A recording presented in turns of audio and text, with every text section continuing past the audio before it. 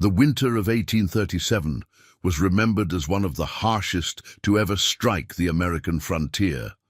When Thomas Reed left his homestead in the foothills of the Appalachian Mountains to secure provisions for his family, he promised his wife Sarah that he'd return within a fortnight. 3 weeks later, with supplies dwindling and temperatures plummeting to deadly lows, Sarah Reed stood at the cabin door with her 3 young sons huddled behind her, watching as another snowstorm obscured the horizon. Thomas was nowhere to be seen. What Sarah couldn't know was that her husband's body lay frozen in a ravine 20 miles south, his wagon overturned, his supplies scattered across the icy landscape. Abandoned by fate, Sarah and her boys faced a death sentence as provisions ran out and the merciless winter closed in around them. Their salvation would come from an unexpected source, a Cherokee family who risked everything to save these strangers, forever altering the course of both families' legacies. Before we jump back in, tell us where you're tuning in from, and if this story touches you, make sure you're subscribed, because tomorrow I've saved something extra special for you. Sarah Reed had never considered herself a frontiersman's wife. Growing up in the comparative comfort of a small town in Virginia, she had known little of the hardships that defined life on the edge of the wilderness. But when she married Thomas Reed, a man with dreams as vast as the unexplored territories west of the Appalachians, she had embraced his vision of carving out a new life for themselves. "We'll build something lasting, Sarah," Thomas had promised on their wedding day, his blue eyes bright with conviction. "A place where our children can grow surrounded by God's green earth, not choked by the smoke of factories." Thomas was a tall man with calloused hands and a quiet determination that commanded respect. Unlike many who ventured west with grand illusions and little practical knowledge, Thomas had apprenticed with a carpenter before learning the ways of farming and hunting. He was methodical, careful, and above all, prepared, or so Sarah had thought. The Reed homestead sat nestled in a small clearing, amid sprawling forests at the base of rolling foothills that eventually rose to become the imposing Appalachian Mountains. They had arrived in spring of 1836, nearly 2 years ago, when the landscape was alive with possibility. Thomas had labored tirelessly to build their modest cabin before winter, while Sarah had tended to their firstborn, James, then just 4 years old. In the seasons that followed, Sarah had given birth to William, now 4, and little Henry, barely 2. The boys filled the small cabin with laughter and chaos in equal measure. James, the oldest at 6, had inherited his father's thoughtful nature, his eyes taking in the world with quiet contemplation. William was as wild as the surrounding wilderness, always in motion, always searching for adventure. Henry, still toddling, about the cabin, watched his older brothers with wide eyes, eager to join their exploits. The winter of 1837 had announced itself early, with the first snow falling before the harvest was fully gathered. Thomas had frowned at the grey sky one October morning, his breath forming clouds in the crisp air. "This isn't right," he had muttered, more to himself than to Sarah. "Winter's coming too soon." That night, as the children slept, Thomas and Sarah had taken inventory of their supplies by candlelight. The tension in Thomas's shoulders told Sarah everything she needed to know before he spoke. "We're short, Sarah," he admitted, his voice low. "The early frost took more of the crops than I'd feared. We've got enough dried meat for maybe a month, flour and preserves for a bit longer." Sarah felt a flicker of fear, quickly suppressed. "What do we do?" "There's a trading post about 4 days' journey south," Thomas replied, tracing the route on a crude map spread before them. "I can take the wagon and be back within 2 weeks, weather permitting." "Is it safe to travel now?" Sarah asked, glancing toward the window where snowflakes drifted past the glass. Thomas's hesitation spoke volumes, but his words were confident. "I've made the journey before. The first snow doesn't make the trail impassable, and we need the supplies." Better to go now than when the real winter sets in. 3 days later, as dawn broke cold and clear, Thomas loaded the wagon with items to trade. Furs trapped the previous winter, handcrafted wooden tools, and a small pouch of silver coins saved for emergencies. Sarah stood in the doorway. Henry balanced on her hip, while James and William flanked her sides. "Remember what I taught you," Thomas told James solemnly, kneeling to meet his eldest son at eye level. "You're to help your mother while I'm gone. Keep the woodpile stocked. Tend to the animals." James nodded earnestly, his small shoulders squaring with the responsibility. Thomas turned to William, ruffling his unruly brown hair. "Mind your mother and your brother, wild one. No adventures without permission." William's reluctant "Yes, Pa" brought a smile to Thomas's face. Finally, Thomas rose and faced Sarah, taking Henry's chubby hand in his. 2 weeks, he promised. No more. If the weather turns, I'll shelter at the trading post until it's safe. To return, Sarah nodded, fighting back tears that threatened to freeze on her cheeks. "We'll be fine," she assured him, a lie they both recognized but accepted.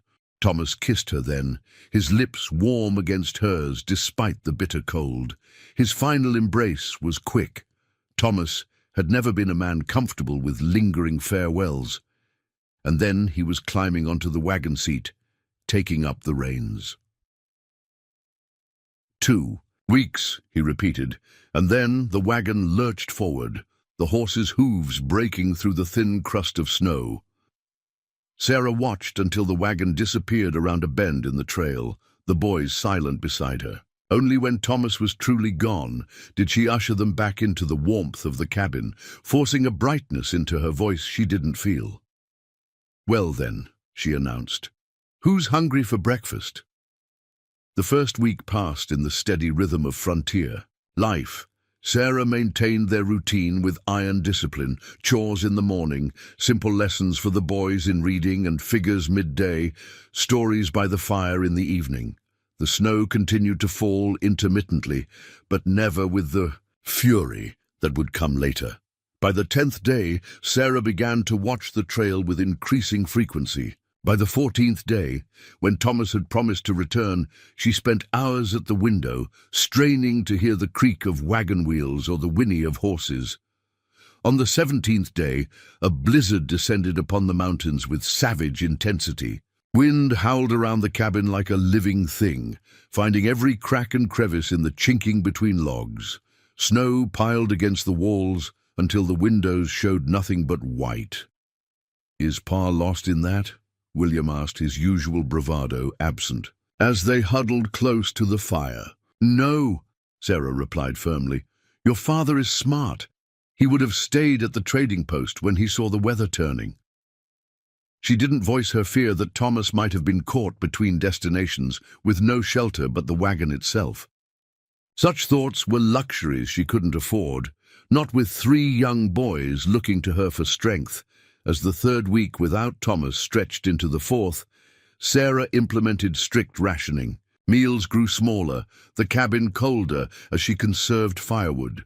Each morning she rose before the boys to check their dwindling supplies, calculating and recalculating how long they might last. The answer was never enough. On a rare, clear day, Sarah bundled the boys in every available layer and led them outside to gather more firewood. The snow had drifted higher than William's head in places, and even James struggled to navigate the deep white wilderness that had once been their yard. "Look for fallen branches," Sarah instructed, her own arms already laden with wood. "Nothing. Too heavy, and stay within sight of me." They worked in silence, their breath hanging in clouds around their heads. It was James who spotted the tracks first. "Ma," he called, his voice hushed with either fear or excitement. "Someone's been here." Sarah dropped her wood and rushed to his side, heart pounding. The tracks were clear, human footprints much larger than any her boys could make, heading toward the forest edge. For a wild moment, hope surged through her. Thomas? But the tracks came from the wrong direction, not from the trail south where Thomas would return, but from the west, deeper in the mountains where no settlements existed. At least, no white settlements. "Inside," Sarah ordered, suddenly alert, to dangers beyond starvation and cold. "Now." The boys didn't question her urgency, scrambling toward the cabin with armfuls of wood.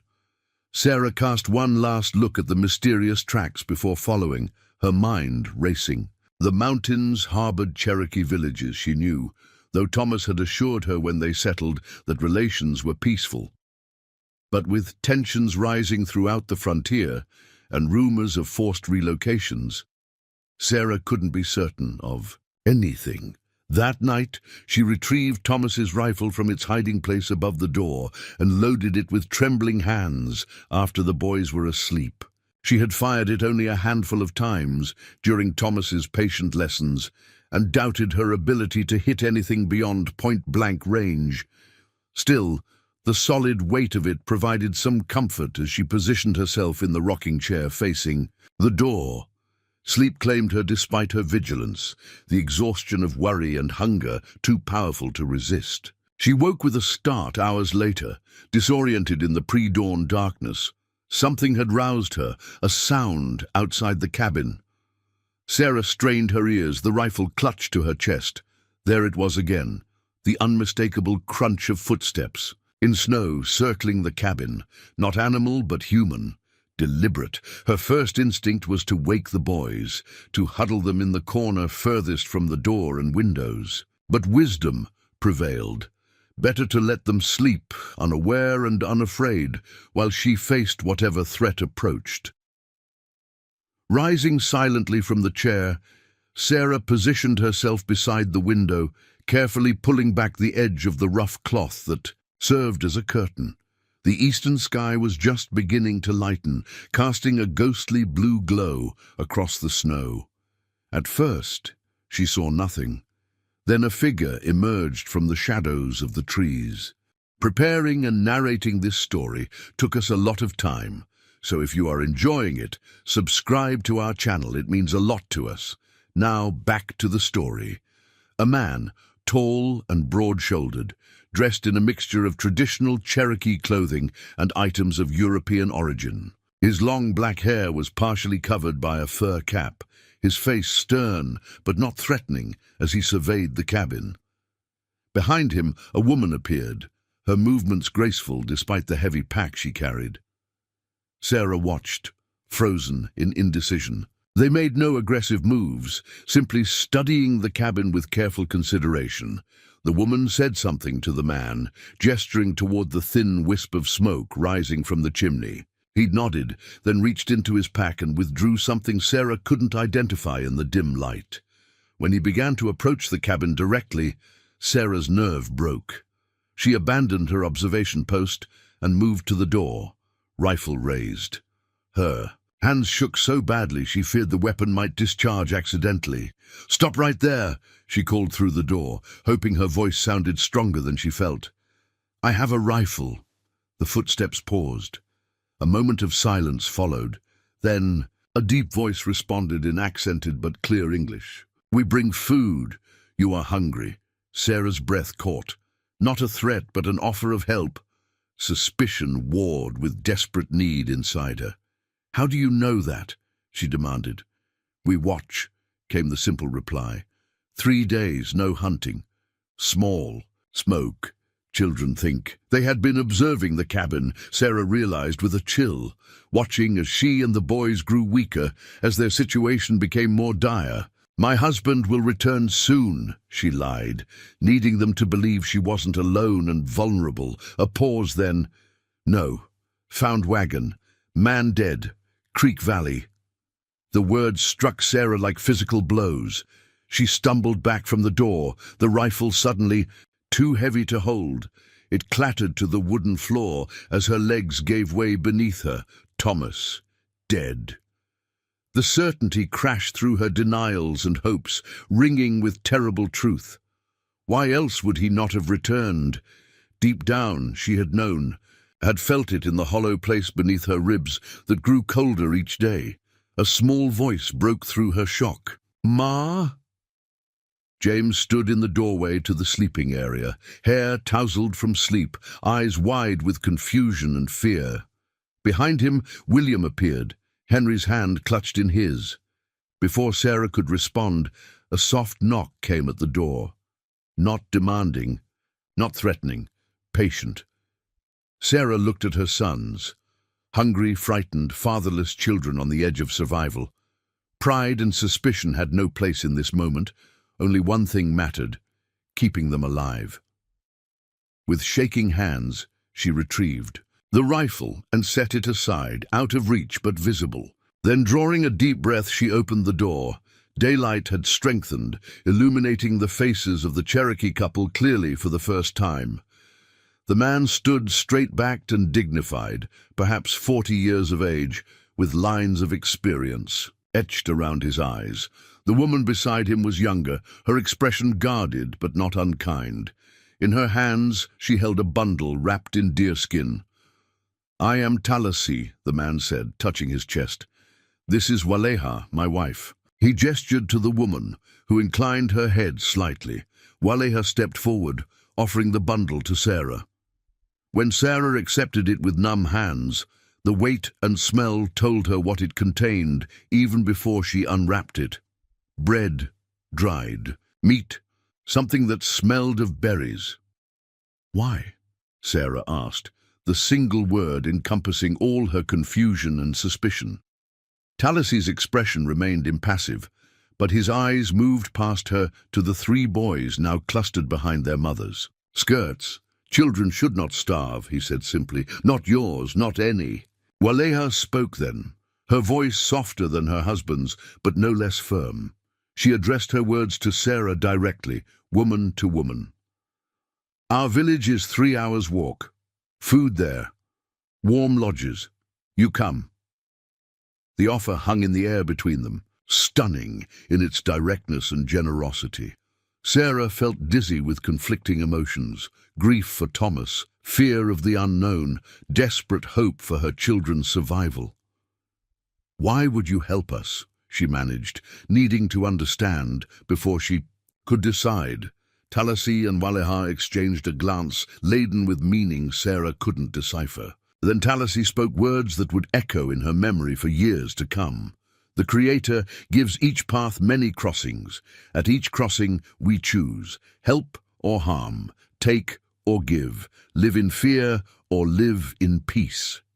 He gestured to the desolate winter landscape around them. "This land has seen too much fear, too much harm. We choose differently."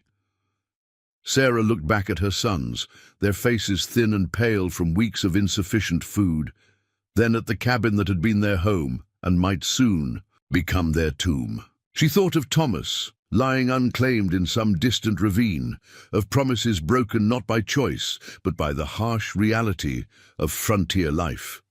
The decision, when it came, was both the hardest and easiest she had ever made. "We need to gather our things," she said, her voice steady for the first time in weeks. "It won't take long."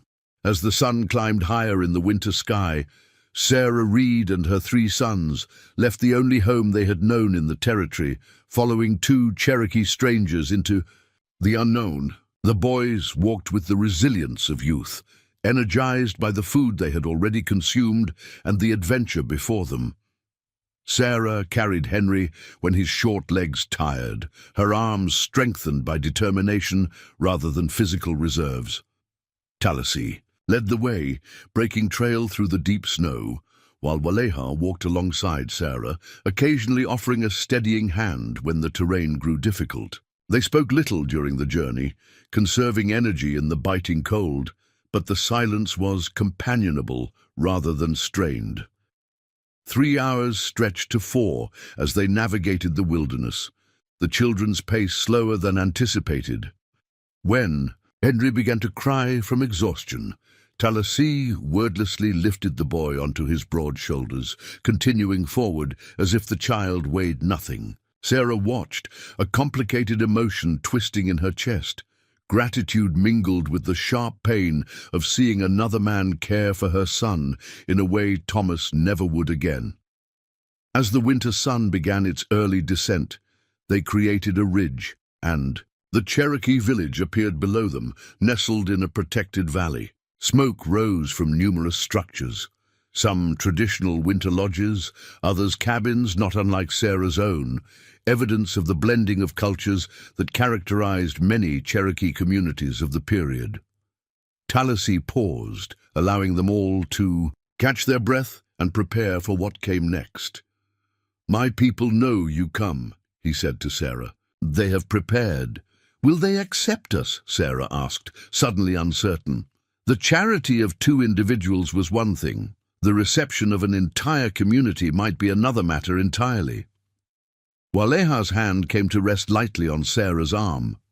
"They will," she said with quiet confidence. "We have shared your story. They understand." As they descended into the valley and approached the village, Sarah felt the weight of curious eyes upon them. Children peeked from doorways. Women paused in their tasks. Men stood watchful but not threatening. A community assessing newcomers, a scene that would have played out similarly in any frontier settlement, regardless of who inhabited it. An elderly woman emerged from one of the larger structures, her silver hair braided elaborately, her bearing regal despite her advanced years. She approached Tallahassee and spoke rapidly in Cherokee, her gaze moving frequently to Sarah and the boys. Tallahassee responded respectfully, gesturing occasionally toward the Reed family. Though Sarah couldn't understand the words, she recognized a rhythm of storytelling, of explanation. When he finished, the elderly woman approached Sarah directly. "I am Ayasta," she said in heavily accented but understandable English. "Mother of Tallahassee, grandmother to many." She studied Sarah's face with keen eyes that missed nothing. "Your husband is lost. Now you are here. Your children will live." The simple declaration, "Your children will live," struck Sarah with unexpected force.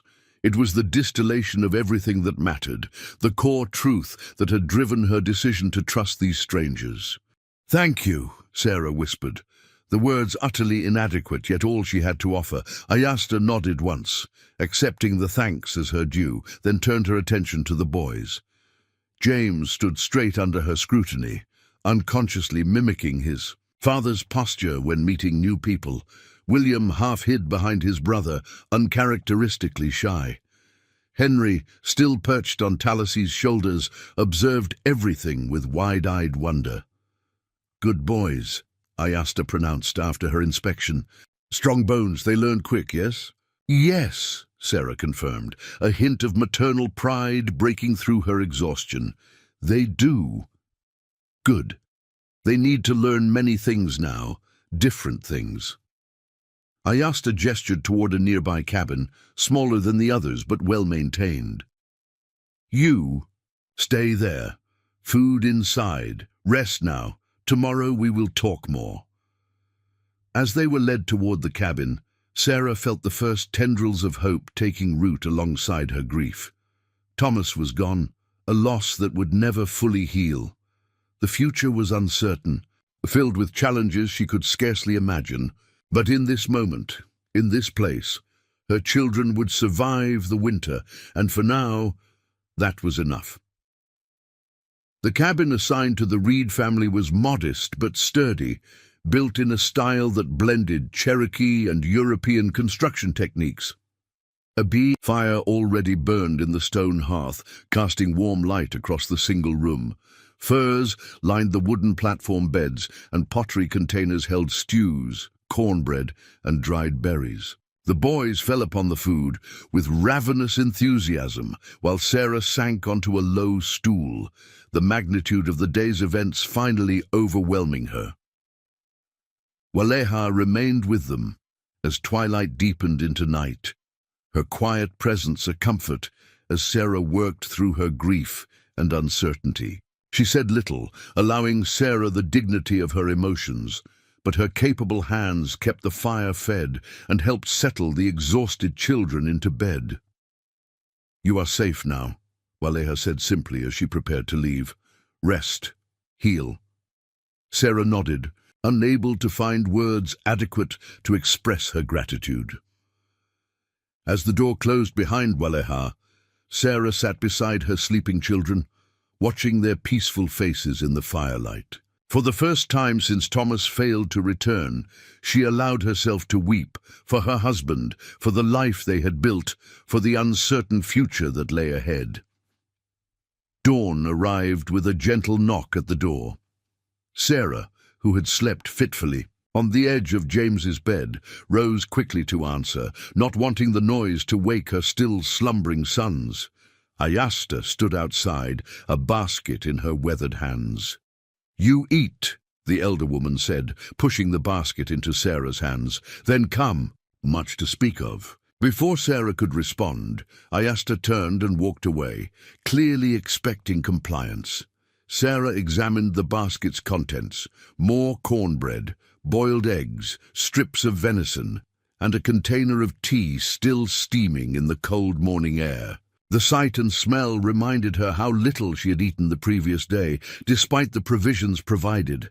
She woke the boys gently, and they broke their fast together, the food bringing color back to their cheeks and energy to their movements. When the meal was finished, Sarah faced her first challenge: what to do with her children while she met with Ayasta. The decision was made for her when the door opened without preamble, and a Cherokee woman, perhaps a few years younger than Sarah, entered, followed by two children close in age to James and William. "I am Unol," she announced without ceremony. "These are my sons, Sequoia and Waya. They show your boys our village. You go speak with Grandmother Ayasta." Her tone allowed no argument. Sarah hesitated, maternal instinct warring with the knowledge that she was in no position to refuse the customs of those who had saved her family. James, sensing her conflict, stepped forward. "We'll be good, Ma," he promised, his small face serious, "and I'll watch over Will and Henry." Unol's stern expression softened slightly. "Good boy," she said with approval. "Come, village waiting." With reluctance, Sarah watched her children depart with the unfamiliar woman and her sons. Only after extracting a promise from Unol to return them to the cabin by midday did she finally make her way toward the larger structure where she had first encountered Ayasta. The elder woman sat at the center of the lodge, surrounded by several other Cherokee of varying ages. Tallahassee was among them, his expression grave as Sarah entered. A space had been left open in the circle, clearly intended for her.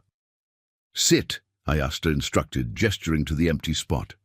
"We now talk about important things." Sarah lowered herself to the woven mat, acutely aware of the eyes upon her. Though no hostility emanated from the gathered Cherokee, their scrutiny was intense. "You wonder why we help you," Ayasta began without a preamble. "Why do we bring white women and white children to our village when white men take Cherokee land? When soldiers come to force Cherokee west on a trail where many die?" Sarah's education had not prepared her for the brutal directness of the question, nor for the painful truth it contained. She had heard whispers of tensions between the government and native tribes, of treaties broken and rights disregarded, but such political matters had seemed distant from her life with Thomas. "I don't know what to say," she admitted, finding honesty her only recourse, "except that I am grateful. Without your help, my children would have died." Ayasta nodded, as if Sarah had confirmed something important. "Yes, children would die. This is the truth, and the truth is why you are here." She gestured to Tallahassee. "Tell her." Tallahassee leaned forward, his expression solemn. 3 winters passed. My brother Adahi traveled to trade with white settlements. Heavy snow came. He found white family, mother, father, young daughter, stranded when the wagon broke. "The child is sick with fever." He paused, his eyes holding Sarah's.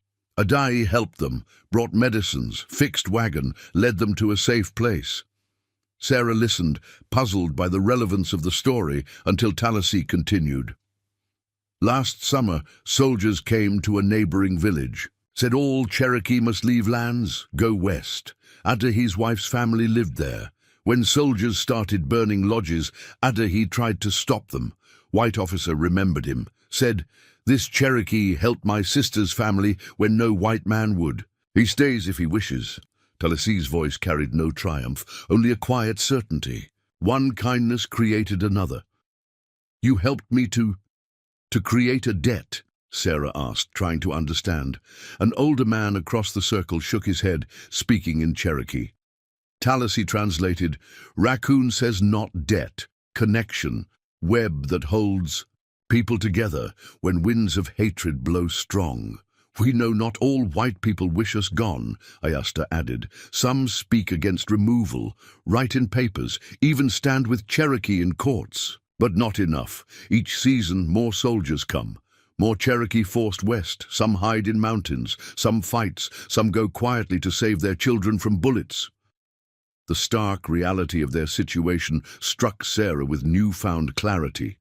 These people who had saved her family were themselves facing extinction. Their way of life, their homes, their very presence in lands they had inhabited for generations, threatened by her own people. "What will happen to you?" she asked quietly. "We do not know," Talasi answered honestly.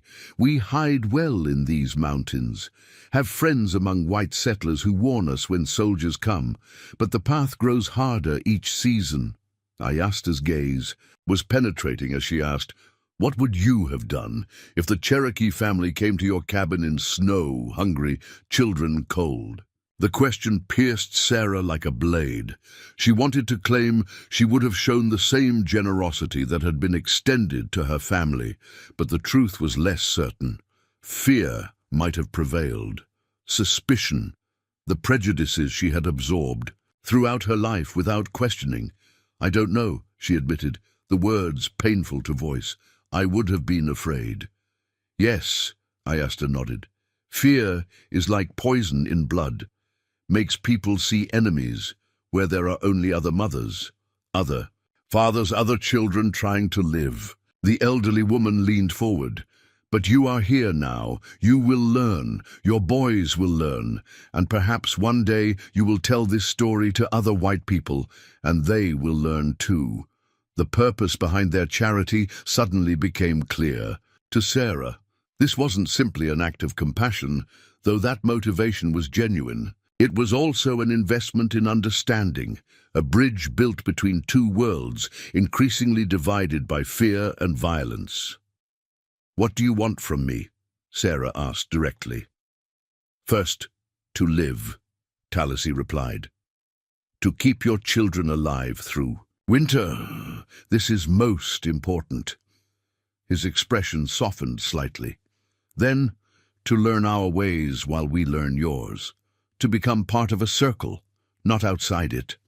An older woman who had remained silent spoke up, her English halting but determined. "I teach you plants for medicine. You teach us to read marks on paper. Fair trade, yes?"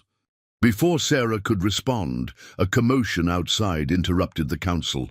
The door flew open, and Unol rushed in, her face tight with alarm. "Traders on North Trail," she reported in rapid Cherokee. The atmosphere in the lodge transformed instantly. Men rose to their feet, conversations erupted in urgent tones. Talasi turned to Sarah, his expression grave. "The traders come sometimes. Most respect our boundaries, trade fair. But some bring whiskey, which causes trouble. Some are scouts for militia." He studied her face intently. "If these men see white women, white children here, they ask questions. Maybe report it to authorities." The implicit question hung in the air. Could Sarah be trusted not to reveal herself, not to seek rescue from her own kind at the expense of those who had saved her? "Where are my sons?" she asked, fear sharpening her voice. "Safe," Unol assured her, "with my mother in the inner lodge. No traders go there." Sarah looked around the circle of faces, reading the varying degrees of concern, suspicion, and hope, directed toward her. In that moment, she made a decision that would alter the course of her life and her children's futures. "Tell me what to do," she said firmly. "How I can help protect this village that has protected us." Relief visibly swept through several members of the council. Ayasta nodded, approval glinting in her dark eyes. "You and boys stay hidden until traders are gone," Talasy instructed. "No white faces seen, no English words heard." "I understand." Sarah agreed readily. The idea of encountering other white men, men who might indeed rescue her from the Cherokee, filled her with unexpected dread rather than hope. Such a rescue would mean abandoning those who had shown her family nothing but kindness, potentially exposing them to danger in the process. "Come," Unol beckoned. "I will take you to the children." Sarah followed swiftly, her mind racing with the implications of her choice. By hiding from her own people, was she betraying some unspoken loyalty? Or was she simply acknowledging the more fundamental loyalty to those who had saved her children's lives? Unol led her to a small, windowless structure at the center of the village. Inside, Sarah found her sons playing contentedly with several Cherokee children under the watchful eye of an elderly woman. James was attempting to learn a string game. From a girl slightly older than himself, his brow furrowed in concentration. William and Henry sat among a circle of younger children, passing smooth stones back and forth in some sort of game Sarah didn't recognize. None of the boys seemed distressed by their mother's absence or their unfamiliar surroundings. On the contrary, they appeared more animated than Sarah had seen them in weeks, the shadow of hunger and fear temporarily lifted from their young shoulders. "They adapt quickly," Unol observed, a hint of approval in her voice. "Children always do, easier than adults." Sarah nodded, watching as James successfully completed the string pattern, earning a bright smile from his teacher. "What will happen now?" she asked quietly. "We wait," Unol replied simply. "Traders usually do not stay long. Take furs, leave goods, go before dark." The wait extended throughout the day, the children growing restless in the confined space despite the games and stories provided by the Cherokee women who took turns sitting with them. By late afternoon, Henry was fretful, missing his nap, and confused by the prolonged confinement. "Want to go outside, Ma?" he whimpered, clinging to Sarah's skirts. "Soon, love," she soothed, though uncertainty gnawed at her. How long would they need to remain hidden? What if the traders decided to stay? Overnight, as dusk approached, the door finally opened to reveal Talasy, his expression unreadable. "Traders gone," he announced. "Safe now." The children tumbled out of the lodge like freed birds, stretching and running in the open air. Sarah followed, more slowly, noting the tension still visible in the set of Talasy's shoulders. "Did all go well?" she asked cautiously. "Traders were not just traders," he replied, his voice low. "Two were scouts for militia, asked many questions about other Cherokee villages, about those who resist removal."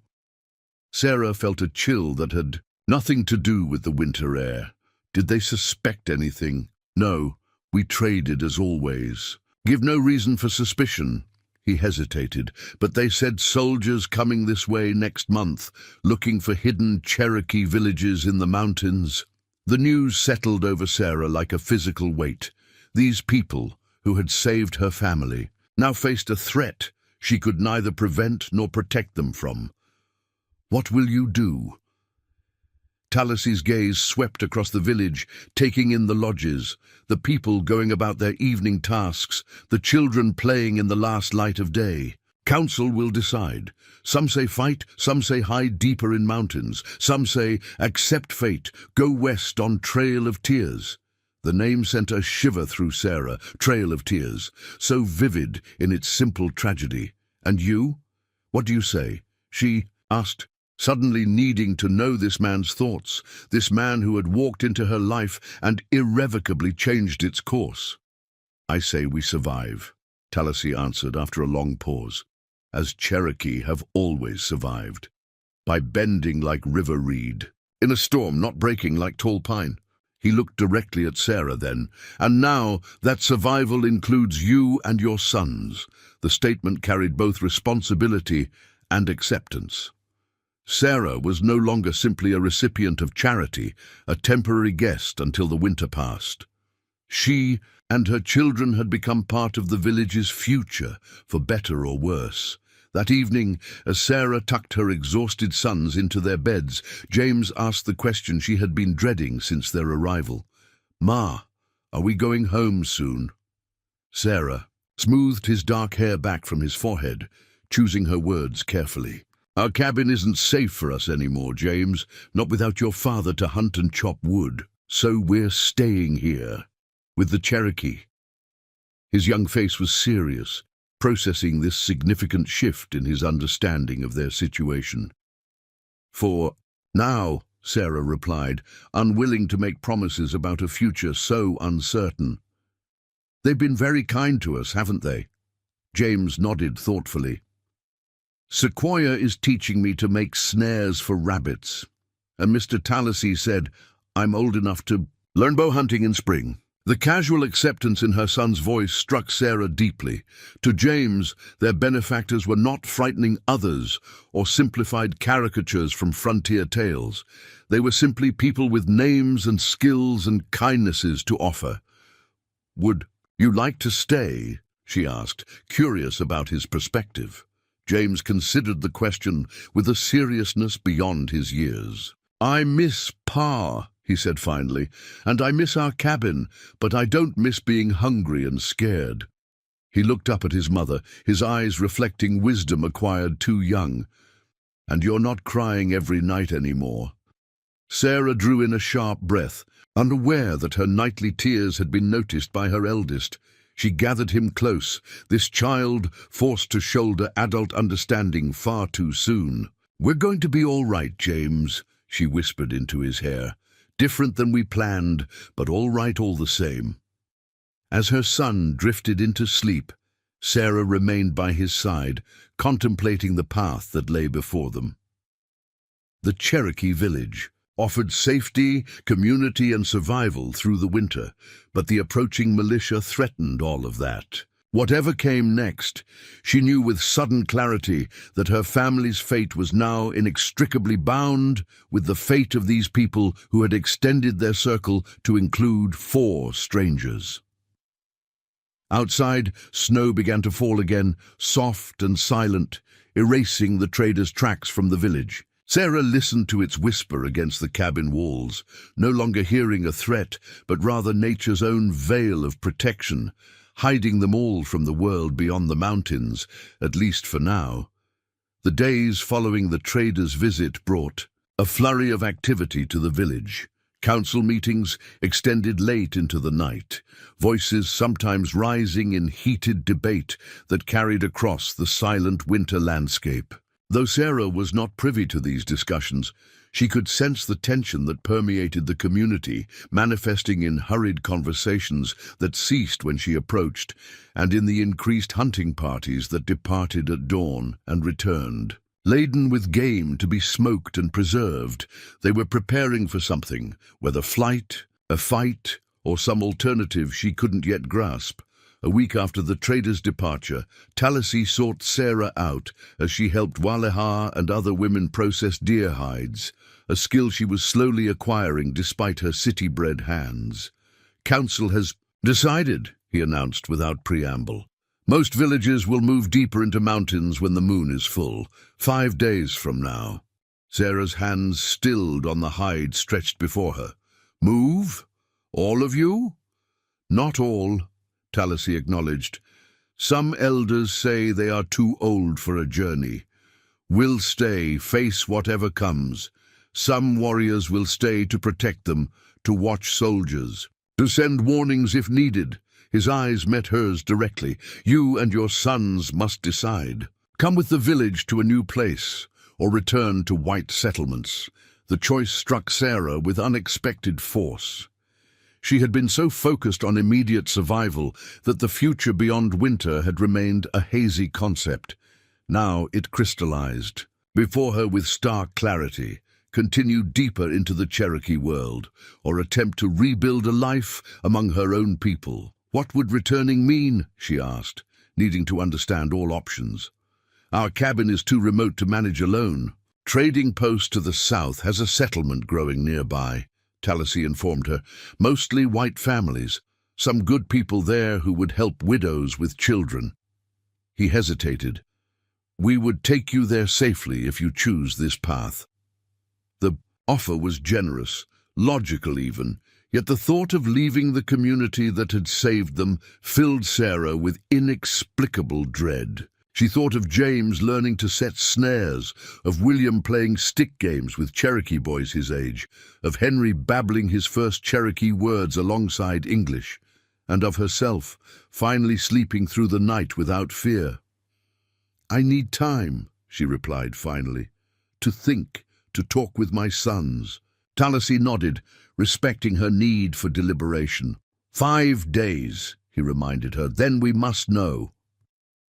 That evening, Sarah sat with James beside the fire after his younger brothers had fallen asleep. At 6, he was old enough to understand at least some of the gravity of their situation, and Sarah had always believed in honesty with her children, even when difficult. The Cherokee village is moving deeper into the mountains, she explained, keeping her voice gentle but straightforward. They've invited us to go with them. James poked at the fire with a stick, his young face serious in the flickering light. Because of the soldiers? Sarah shouldn't have been surprised by his perception, yet she was. Yes, the soldiers might come to force them to leave their homes, like they made us leave our cabin. Not exactly, Sarah chose her words carefully. We left because we couldn't survive there alone. The Cherokee are being told to leave, even though they could survive. You're just fine. James was quiet for a long moment, digesting this injustice with a child's clear sense of fairness. Why do the soldiers want them to go away? Sarah wished Thomas were here to help navigate this conversation. He had always been better at explaining the complexities of the world to their curious eldest. But Thomas was gone, and James deserved better than evasions. Some white people want the land the Cherokee live on, she said simply. They believe they should have it instead. But it's the Cherokee's land, James protested. They were here first. Pa told me that. Sarah smiled sadly at her son's innocent conviction. Yes, they were here first, but not everyone thinks that matters. James frowned, struggling with concepts too large for his young mind, yet unwilling to abandon the puzzle. If we go with them, does that mean we're not white anymore? The question caught Sarah off guard. No, love. We'll still be who we are, but we'd be choosing to live differently than we planned. Would Pa be mad if we stayed with the Cherokee? Sarah's throat tightened. What would Thomas think of their current situation? He had never expressed particular prejudice against native peoples, but neither had he suggested anything but the standard frontier life for their family. Yet his paramount concern had always been his family's survival and happiness. I think, she said carefully, that your father would want us to be safe and cared for, and the Cherokee have given us that. James nodded, seemingly satisfied. I want to stay with them, Ma. Will and Henry do too, even if they don't understand everything. You've discussed this with your brothers, Sarah asked, surprised. James shrugged. Will likes it here. There are more children to play with than at our cabin, and Henry follows Will everywhere anyway. Out of the mouths of babes, Sarah thought. Her children had adapted to their new circumstances with the flexibility of youth, finding joy and connection, where she had seen only strangeness and uncertainty. We'll talk more tomorrow, she promised, kissing his forehead. For now, sleep. As James settled into his bed, Sarah stepped outside the cabin, needing the crisp night air to clear her thoughts. The village was mostly dark, save for the larger council lodge, where light still glowed through animal skin windows. The stars wheeled overhead, brilliant against the black winter sky, unchanged despite the upheaval below. Cannot sleep? Sarah turned to find Waleha approaching, a shawl wrapped tightly around her shoulders against the cold. Too much to think about, Sarah admitted. Waleha nodded in understanding. Big decision. hard decision. What would you do if you were me? Sarah asked impulsively, craving guidance from this woman whose quiet strength had become a comfort. Waleha considered the question seriously. I cannot know. Have never been white woman alone with children. She paused. But I know what it is to leave home, to start again. My first village was burned by white militia when I was young. Many died. Those who lived started a new village here. Sarah hadn't known this piece of Waleha's history, and it shifted her perspective yet again. I'm sorry, she said, the words inadequate but sincere. Waleha shrugged. Old wounds, but they teach us. My mother said, home is not a place. Home is people who keep your spirit safe. She looked at Sarah directly. Where are people who keep your spirit safe? The question lingered in Sarah's mind long after Waleha had returned to her own lodge. Where indeed? The frontier settlement. Near the trading post would offer the familiarity of her own culture, perhaps eventual remarriage and security. But would there be hands reaching out to help when needed, voices raised in defense of her family, a community that valued her children's lives as their own? The answer came to her gradually, not in a sudden revelation, but in the accumulated weight of small moments. Ayasta, teaching Henry Cherokee words with patient repetition, Unol's sons, including William in their games without question. Talassie, taking time to show James how to notch an arrow properly. And for herself, the women who made space in their circle, who corrected her efforts without mockery, who shared food and knowledge and stories. By dawn, her decision was made. She found Talassie as he prepared to depart with a hunting party, the sky still grey with early morning light. We will come with you, she said simply, my sons and I, to the new village. Something like approval flickered in Talassie's normally stoic expression. Good, he replied. Prepare what you will carry. Leave what can be replaced. We travel light, move fast.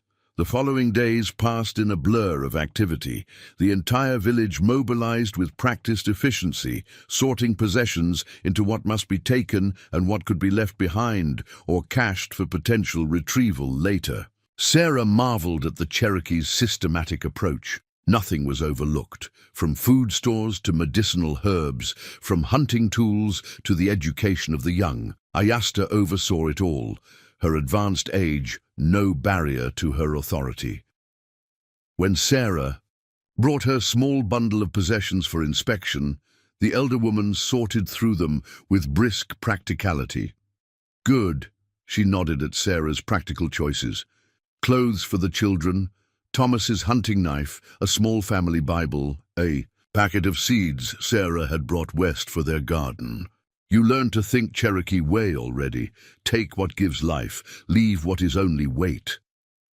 The night before their departure, a ceremony was held in the council lodge. Every member of the village attended, from the eldest to the youngest infant. Sarah and her sons were specifically invited, seated in a place of honor near Ayasta and the other elders. The ceremony began with prayers in Cherokee, the melodic language rising and falling in patterns Sarah was beginning to recognize, if not understand. Drums accompanied certain passages, their steady heartbeat rhythm connecting all present in a shared pulse.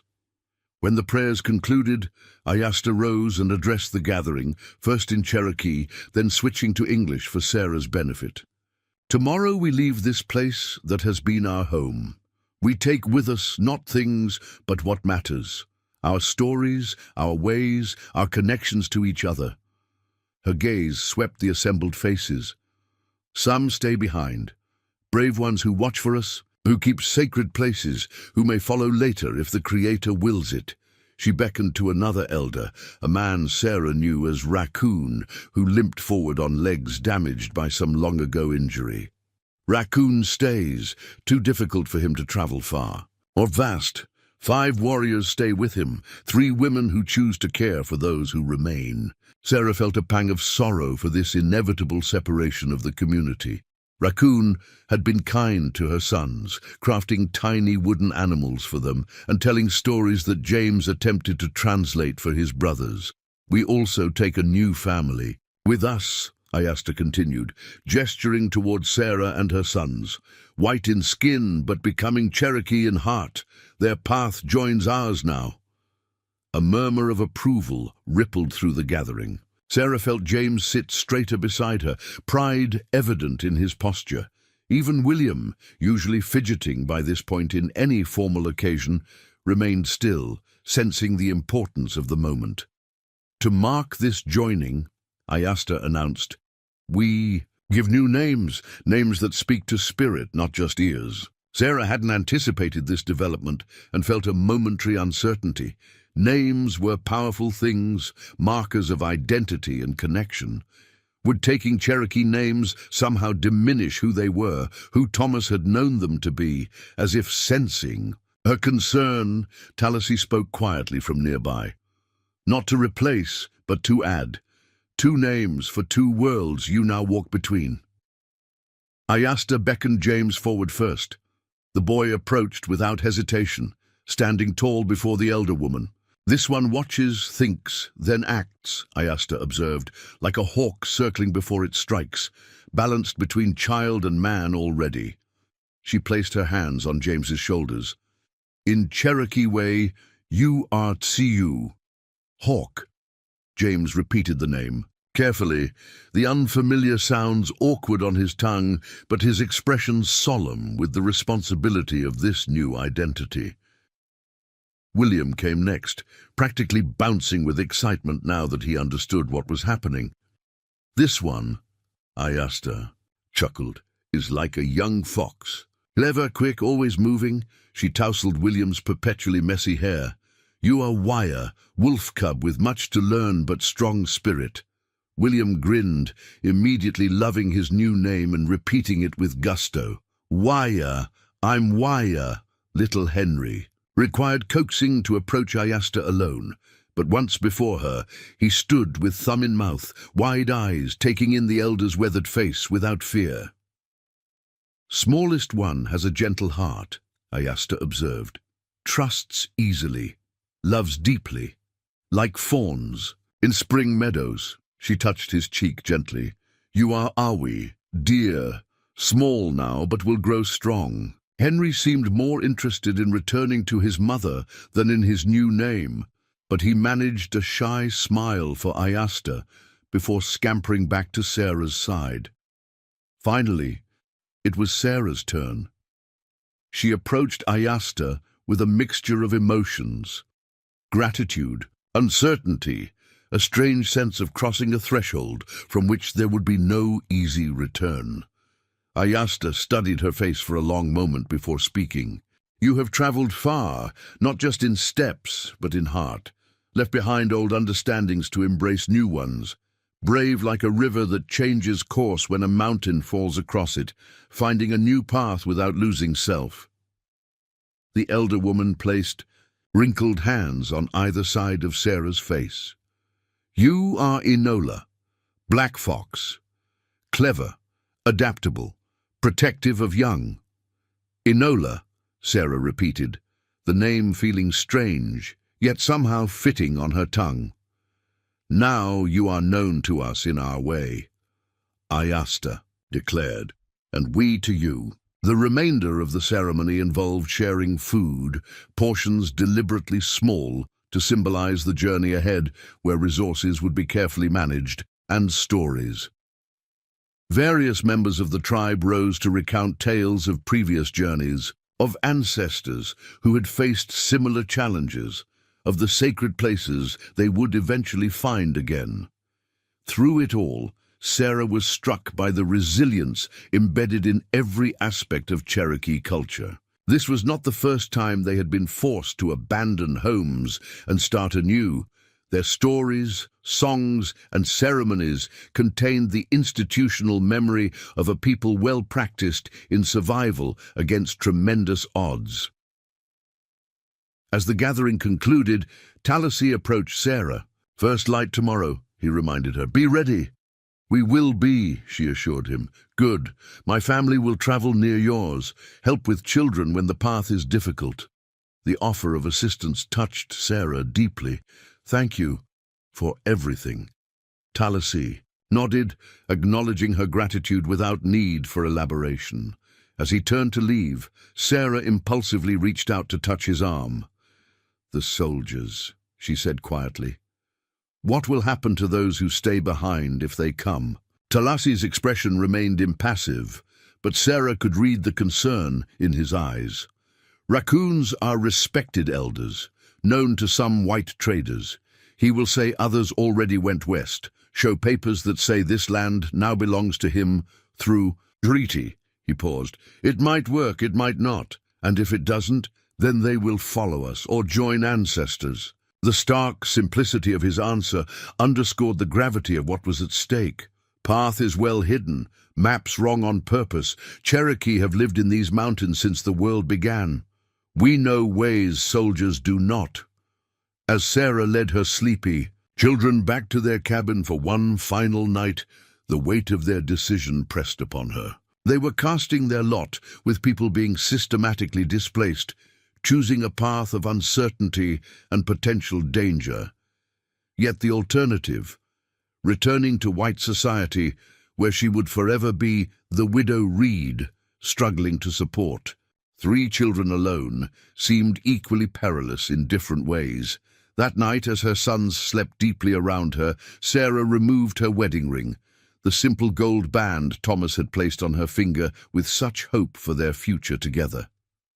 She had kept it on even after learning of his death, a talisman of the life they had built. Now, with gentle reverence, she tucked it into the small pocket Bible she would carry with them, marking the page where their marriage date was recorded.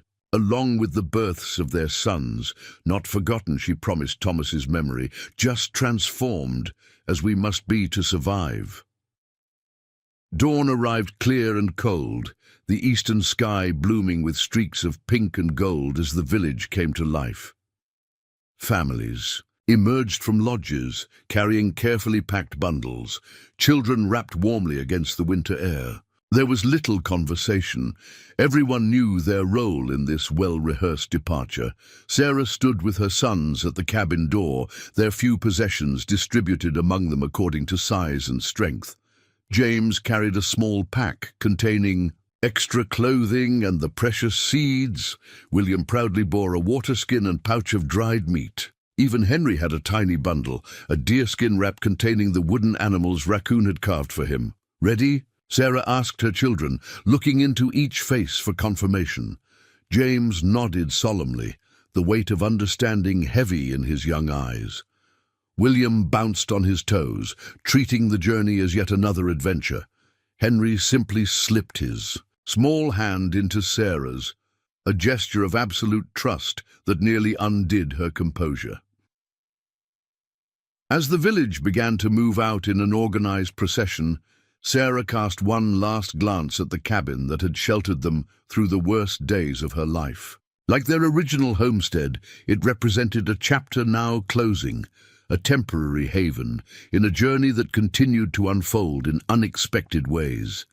Ahead, Talassi and Waleha waited patiently, their own children falling into step with James and William, as naturally as if they had always traveled together. Beyond them stretched the mountain path, climbing into forests that promised both challenge and sanctuary. Sarah hoisted Henry onto her hip, adjusted her pack, and stepped forward into their new life, not as refugees or charity cases, but as Enola and her sons, following a path chosen with clear eyes and determined hearts. The Cherokee exodus moved like a living organism through the winter landscape, expanding and contracting as terrain demanded, scouts ranging ahead and behind, the strongest positioned to assist those who struggled.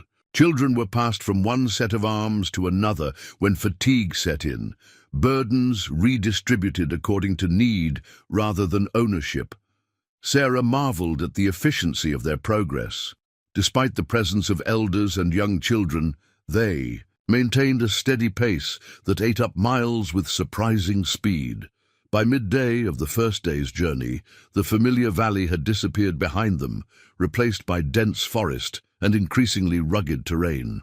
Talasy led them along paths invisible to Sarah's untrained eye, game trails widened by generations of Cherokee feet, routes that meandered seemingly without purpose until she realized they consistently found the easiest passage through difficult landscapes.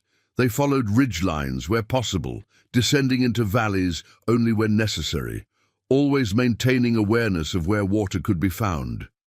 When Henry's short legs tired, Talasy's 12-year-old son, Adohi, hoisted the toddler onto his shoulders without hesitation. William kept pace with Waleha's daughter, Galilahi. The two children engaged in a whispered game of spotting animal tracks that required no common language. James walked near the front with Talasy, absorbing the man's quiet instructions about navigation and survival with solemn attention. That first night, they made camp in a sheltered hollow between two ridges. The site wasn't chosen by accident. Sarah noted the proximity to a small spring, the natural windbreak provided by stone outcroppings, and the abundance of dry wood for fires. The entire community moved with practiced precision, establishing the camp, preparing meals, and creating sleeping arrangements with minimal direction needed. "You have done this before," Sarah observed to Waleha as they worked together to construct a simple shelter from pine boughs. "Many times," Waleha confirmed. "Cherokee have always moved with the seasons, hunting camps, gathering places, trading journeys." Her hands never stopped working as she spoke. "Even before white soldiers came, we knew how to travel well." "How far will we go?" Sarah asked, securing a branch as instructed. 3, maybe 4 days more," Waleha replied. "Place already chosen, hidden valley high in mountains, good water, good hunting, hard for soldiers to find."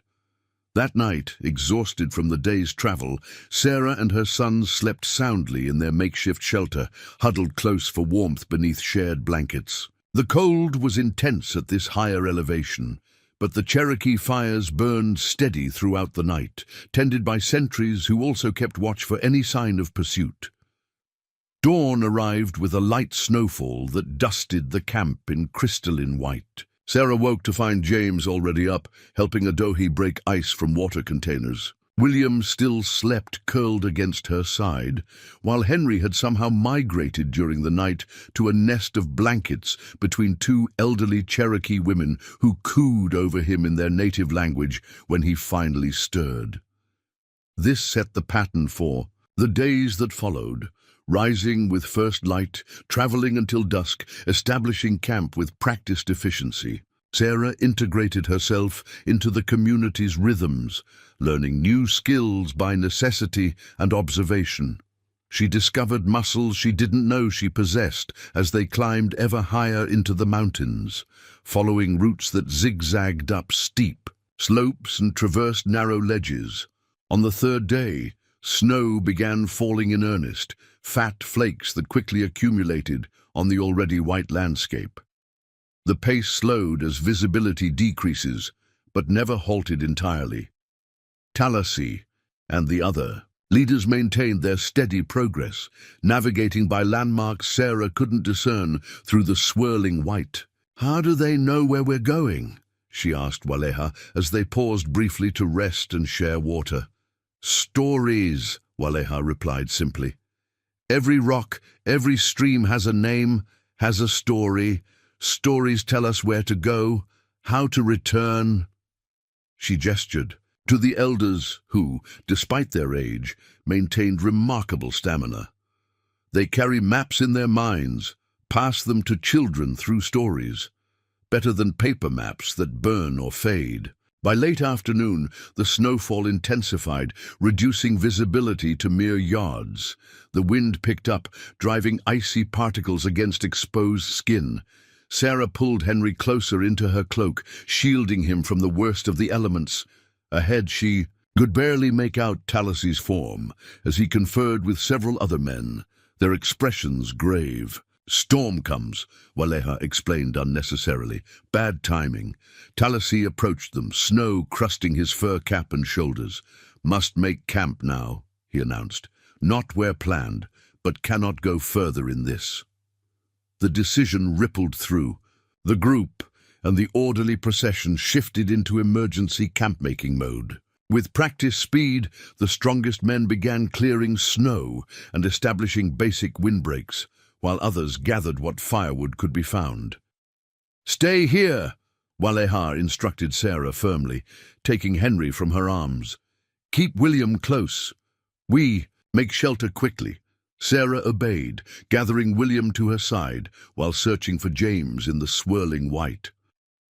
Panic flickered through her when she couldn't locate him immediately, until Talasy's voice cut through her fear. "Your Tsiu helps with fire," he informed her, using James's Cherokee name with a hint of pride. "Good hands, strong for his age." Within an hour, a camp materialized from the wilderness. Crude but effective shelters arranged in a protective circle around central fires that somehow stayed lit despite the driving snow. Food was distributed sparingly, water melted from snow. The mood remained calm but vigilant, no one voicing the concern that hung in the air. Being trapped on an exposed mountainside in a winter storm could prove fatal even for those accustomed to such hardships. Sarah found herself sharing a hastily constructed shelter with Waleha's family and her own sons. The space was cramped but warm from shared body heat, the children arranged in the center, where they quickly fell into exhausted sleep. "Will the storm delay us long?" Sarah asked quietly, as they settled in for the night. Talasy exchanged a glance with Waleha before answering. "If snow stops by morning, one day will be delayed. If it continues—" He left the sentence unfinished, but his meaning was clear. Each day delayed increased the risk of supply shortages and exposure. Through the night, Sarah woke periodically to the sound of men rotating watch duties, their murmured Cherokee conversations punctuated by the howl of wind. Each time, she checked her sons by touch, reassuring herself of their continued warmth and steady breathing before drifting back into uneasy sleep. Dawn came late and dim through persistent snowfall, though the ferocity of the storm had diminished overnight. Sarah emerged from their shelter to find the camp already stirring. Leaders gathered in discussion, while others prepared a meager breakfast from dwindling rations. Ayasta beckoned Sarah to join the council's conversation, an honor that still surprised her despite her increasing integration into the community. "We must decide," the elder woman stated without preamble. "Continue today through snow or wait for better weather." "What are the arguments?" Sarah asked, understanding by now that her opinion was genuinely sought, not merely a courtesy. An older man she knew as Two Bears spoke through Talasy's translation. "Storm weakens, but will not end today. Snow deep already, makes travel dangerous on narrow paths. Better to wait one day, let it settle, preserve strength." A younger warrior named Degotoga disagreed. "Each day here uses food we cannot replace. Better to push through now, reach the valley where hunting is possible." The debate continued with measured voices, each perspective given its due. Sarah listened carefully, noting how decisions were reached among the Cherokee, not by simple majority or deference to the loudest voice, but through a process that weighed wisdom, experience, and practical considerations. When Ayasta asked her opinion, Sarah spoke thoughtfully. "The children are strong but tired. Another day's rest would restore them. But," she hesitated, then continued honestly, "I worry about those who stayed behind. The longer we delay, the more likely soldiers will come before we send warning or guidance to your people." Her concern for those who remained at the original village shifted the discussion. Sarah had not realized the impact her words might have, but she saw the council members exchange meaningful glances. "She thinks like Cherokee now?" Ayasta observed with approval. Consider all the circles, not just those present. The decision was reached shortly after. They would remain camped for the day, using the time to rest, repair equipment, and send two swift young men back along their trail to establish a line of communication with those left behind. Travel would resume at first light the following morning, regardless of weather conditions. The day of enforced rest proved valuable beyond measure. Children who had grown fractious from continuous travel regained their spirits, engaging in games that required minimal language. The women used the opportunity to redistribute supplies, ensuring nothing was wasted or unnecessarily duplicated. Men reinforced makeshift snowshoes that would be essential for the journey ahead. Sarah found herself assisting with inventory of the remaining food supplies, a task that required both accuracy and diplomacy. Working alongside Cherokee women who had initially regarded her with polite distance, she now exchanged smiles and even jokes through the limited vocabulary they shared. "You count well," one woman named Unega commented, impressed by Sarah's systematic approach. "Good for Cherokee women to know how much remains, how much needed." The casual inclusion, "good for Cherokee woman," struck Sarah profoundly. She was no longer perceived as an outsider granted temporary charity, but as a member of the community with responsibilities and contributions to make. That evening, as the storm finally began to abate, leaving a crystalline clarity to the frigid air, Tallassee sought Sarah out where she sat mending a tear in William's coat. "Tomorrow is a difficult journey," he informed her without a preamble. "Steepest climb ahead, then descend into the valley. Children must be prepared." Sarah nodded, appreciating his directness. "What can I do to help them prepare themselves?" "Tell them the truth," Tallassee replied simply. "Hard day coming. Must be brave. Must listen exactly to instructions. No wandering, no complaints." His expression softened slightly as he added, "But also tell them that tomorrow night we reach a new home, place of safety." Sarah gathered her sons before sleep that night, explaining what lay ahead in terms each could understand. James absorbed the information with the seriousness that increasingly defined his character. William's eyes gleamed with the prospect of adventure, though Sarah made sure he understood the gravity of following directions precisely. Even little Henry seemed to grasp that something significant awaited them. "Will we have a real house again?" William asked, the first indication he had given that their nomadic existence weighed on him. "Not immediately," Sarah answered honestly. "First, there will be shelters like those at the previous village. But over time, yes, we'll have a proper home again." "With Pa?" Henry asked innocently, the question piercing Sarah's heart. James answered before she could find words. "Pa is with the angels now, Henry, remember? But we have new friends to help us, like Tallassee and Waleha." The simple explanation, delivered with a big brother's authority, satisfied Henry in a way Sarah's more careful responses might not have. She pulled all three boys close, marveling at their resilience in the face of such profound change. "I'm proud of you," she whispered, "all of you, more than I can say."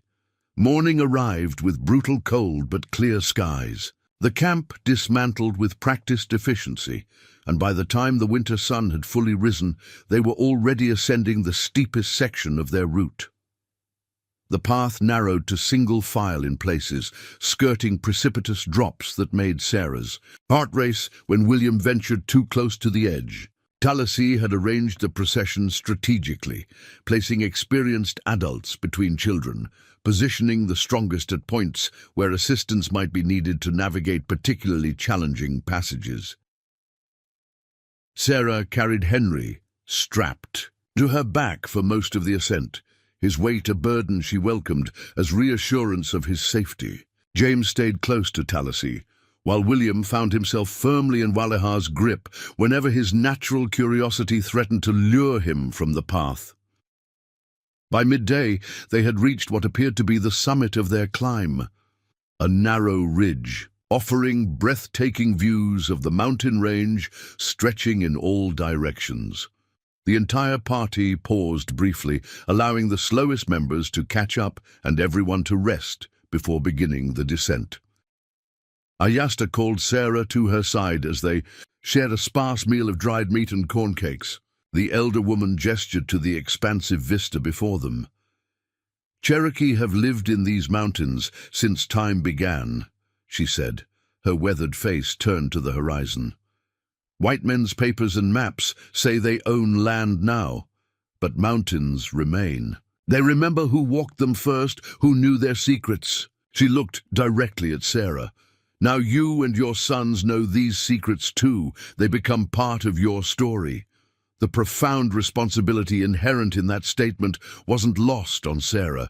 They weren't merely fleeing with the Cherokee. They were being entrusted with knowledge, with pathways, with survival methods that had sustained a people for generations. "I will honor what I've been shown," she promised. Ayasta nodded, satisfied. "Good. Because the path ahead is not only through mountains, but through time that brings many changes. Cherokee ways must continue even as the world around us changes. The descent into the valley proved as challenging as the ascent, though in different ways. Gravity pulled treacherously at every step, and the snow-covered path offered little traction. Several times people slipped and would have fallen badly if not for the quick reactions of those nearby. When William lost his footing on a particularly steep section, Sarah's heart stopped as he began to slide toward a drop-off. Before she could even cry out, Talassy's son, Adohi, lunged forward, catching the boy's coat and hauling him back to safety. The incident reinforced the wisdom of the Cherokee's careful organization of their traveling party. "Sorry, Ma," William whispered, shaken by his near miss. "I was careful, truly." "I know," Sarah assured him, holding him close for a moment before they continued. "Just stay closer to Adohi now. Hold his hand if he offers it." As the afternoon light began to fade, the path gradually widened, the descent becoming less precipitous. Through breaks in the forest canopy, Sarah caught glimpses of a valley spread below them, sheltered by surrounding peaks, with a ribbon of unfrozen water visible at its center. "Our destination?" she asked Waleha, who nodded in confirmation. "Hidden valley, not on white men's maps, known only to Cherokee for many generations." By the time they reached the valley floor, dusk had settled fully across the landscape. Yet rather than making camp as they had on previous nights, the procession continued, toward a cluster of structures barely visible in the gathering darkness. "Others here already?" Sarah asked, surprised. "Yes," Talasy explained as they walked. "Small group came earlier before the first snow, prepared basic shelters, gathered firewood, set traps for the game, makes arrival easier for the main group." The foresight impressed Sarah, though by now she had come to expect such careful planning from the Cherokee. Nothing was left to chance when survival hung in the balance. As they approached the settlement, figures emerged from the structures, calling welcome in Cherokee. The atmosphere shifted from determined endurance to celebration. They had arrived, safely completed their journey, and reached sanctuary. Warm fires already burned in stone circles, and the scent of cooking meat greeted the weary travelers. Children who had been stoic throughout the difficult day suddenly found renewed energy, running forward to greet friends and relatives who had arrived earlier. A tall Cherokee man with streaks of grey in his long hair approached Talasy, clasping forearms in greeting before turning his attention to the entire group. "Welcome to Anivia," he announced in both Cherokee and English, "the place of the real people. Your new home." As Sarah stood with her sons at the threshold of this new chapter in their lives, she felt a complex mixture of emotions. Grief for all they had left behind, anxiety for the uncertain future, but predominantly a profound gratitude. The path that had led them here had been marked by loss and hardship, but also by unexpected kindness and a community that had expanded to include 4 strangers in its protective embrace. "We're home," she whispered to her sons, the words both a reassurance and a commitment to the life they would build in this hidden valley among people who had become far more than mere benefactors. James slipped his hand into hers, while William leaned against her side and Henry drowsed on her hip, the family unit complete and intact despite all they had endured. As the Cherokee community welcomed them into the circle of light and warmth at the center of the settlement, Sarah Reed, now also Enola Black Fox, took the first steps into their new life. Spring came late to Hidden Valley, the high elevation, keeping snow on the ground long after it would have melted in the lowlands. For Sarah and her sons, those first months in their new home passed in a blur of adaptation and learning. The temporary shelters of their arrival gradually gave way to more permanent structures as the community established itself, each family contributing to the construction of others' homes before their own. By the time the first green shoots emerged from the thawing earth, the Reeds occupied a small but sturdy cabin built in the Cherokee style. Round logs chinked with clay and moss, a stone fireplace dominating one wall, a smoke hole in the peaked roof. It stood among similar dwellings, arranged in a rough circle around a central communal area, the entire settlement nestled in a natural bowl of land protected by steep mountainsides. The valley proved to be well chosen. A spring-fed stream provided clean water year-round. Hunting was plentiful once the snow retreated enough for men to range farther into the surrounding forests. South-facing slopes offered ideal conditions for the limited agriculture the community would attempt at this elevation. Sarah stood at the door of their cabin one April morning, watching as her sons joined other children in clearing stones from a patch of ground that would become a communal garden. The winter had changed them all. James at 7 had grown taller, leaner, his movements confident as he directed younger children in their tasks.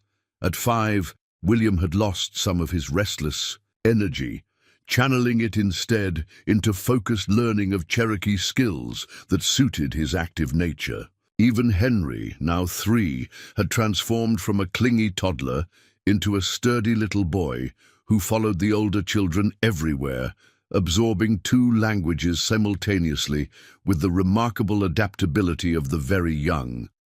"They become Cherokee." "Quickly," observed Ayasta, who had approached silently to stand beside Sarah. The elder woman's health had suffered during the journey and subsequent winter, but her spirit remained indomitable. "Yes and no," Sarah replied thoughtfully. "They're learning new ways, but they still remember their father, still ask questions about where we came from." Ayasta nodded approvingly. "Good. They should know both paths. The Cherokee way is not to forget ancestors, but to bring their strength forward into new challenges." The wisdom resonated with Sarah, who had struggled with how to honor Thomas's memory while embracing their new life. She had feared that adaptation might mean erasure, but the Cherokee perspective offered an alternative: integration rather than replacement. "The garden will be planted soon," Ayasta continued, changing the subject. "You brought seeds from your old home." Sarah nodded. During those desperate days after Thomas failed to return, she had carefully preserved their seed stock even as food. Supplies dwindled, understanding instinctively that seeds represented future survival. "Squash, beans, a few tomatoes," she confirmed, "and some herbs, rosemary, thyme, mint. Good medicines," Ayasta approved. "Different from Cherokee plants, but good. You will teach our healers, they will teach you. Knowledge grows like a garden, when shared." The exchange typified the pragmatic approach the Cherokee community had adopted towards Sarah's presence among them. Her differences weren't merely tolerated, but valued for the new perspectives and skills they brought. In turn, Sarah had embraced Cherokee knowledge with humble eagerness, recognizing that her frontier skills, while substantial, had significant gaps when it came to surviving in this remote mountain environment. The sound of dogs barking interrupted their conversation. From the settlement's edge, voices called out in Cherokee. The hunting party was returning. Sarah recognized Tallasy's distinctive call among them, the signal that the hunt had been successful. Children abandoned their garden work, running toward the returning hunters. Sarah followed more sedately with Ayasta, helping the elder woman navigate the uneven ground. By the time they reached the gathering crowd, the hunters had laid out their bounty: 2 deer and a black bear, the latter a particularly welcome find after the winter's depletion of fat reserves. Tallassy acknowledged Sarah with a nod as she approached. Over the months, a quiet understanding had developed between them, not quite friendship in the way she would have defined it in her previous life, but a mutual respect founded on shared challenges overcome. "Good hunt," he stated simply, though the pride in his voice was evident. Beside him stood James, carrying a string of rabbits almost as tall as himself. "Tsiu helped set snares," Tallassy explained, using James's Cherokee name. "Has good hands, patient spirit, caught more than grown. Men." James's face glowed with the praise, though he maintained the serious expression he had increasingly adopted, emulating the Cherokee men he admired. "The rabbits were hungry after winter," he explained to his mother, "made them less careful." "An excellent observation," Sarah commended him, carefully balancing respect for his achievement with the maternal instinct to shelter him from growing up too quickly. At 7, James stood at a precarious threshold between childhood and the earlier maturity frontier life demanded. The successful hunt triggered a flurry of activity throughout the settlement. The animals would provide not only meat, but essential materials: hides for clothing and shelter, sinew for thread, bones for tools and needles. Nothing would be wasted, a principle Sarah had always practiced from necessity, but which the Cherokee elevated to spiritual significance.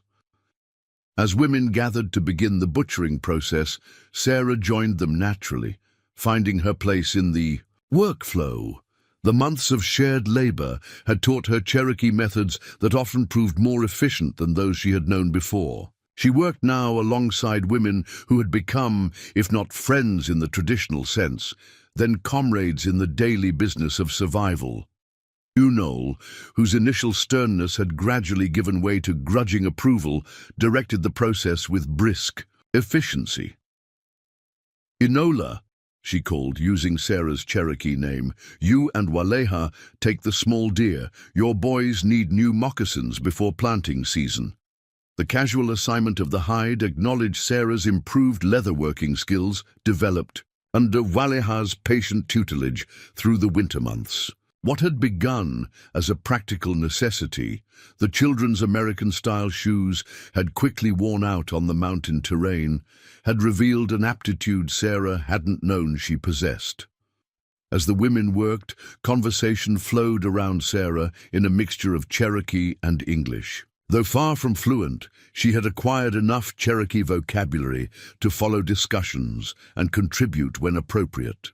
In turn, several women had expressed interest in improving their English, creating an informal language exchange that benefited all involved. "Adohi says soldiers came to the old village," Unega mentioned as they worked, referring to news brought by scouts who periodically traveled back to maintain contact with those who had remained behind. The statement immediately captured everyone's attention. News from the outside world was rare and precious in their isolated valley. "When?" Waleha asked sharply. "Full moon after we left," Unega replied. "Raccoon showed them papers, said most Cherokee already gone west. Soldiers searched, found nothing. Suspicious." Her expression darkened. "But they said they would return when it snows, looking for any who hide from removal." Sarah felt the familiar twist of conflicted loyalty in her stomach. The soldiers Unega spoke of were men of her own race, perhaps even from her own region. enforcing policies she had never questioned until experiencing their impact firsthand. "Did anyone follow our trail?" she asked, the practical concern uppermost in her mind. Uniga shook her head. "Snow-covered paths. And Raccoon sent them south, told the story of another village in that direction." She smiled grimly. "Old Fox knows how to confuse hunters." The news brought both relief and renewed vigilance to the community. They were safe for now, hidden by winter and terrain, but the outside world had not forgotten them. The pressure driving Cherokee people westward continued unabated.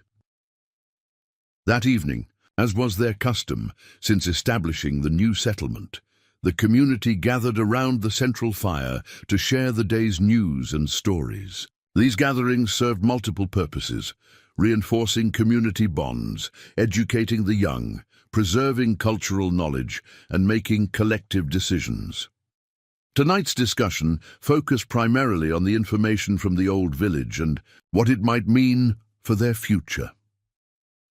Sarah sat with her sons at the edge of the circle, listening as various perspectives were shared in both Cherokee and English, the latter a courtesy extended for her benefit.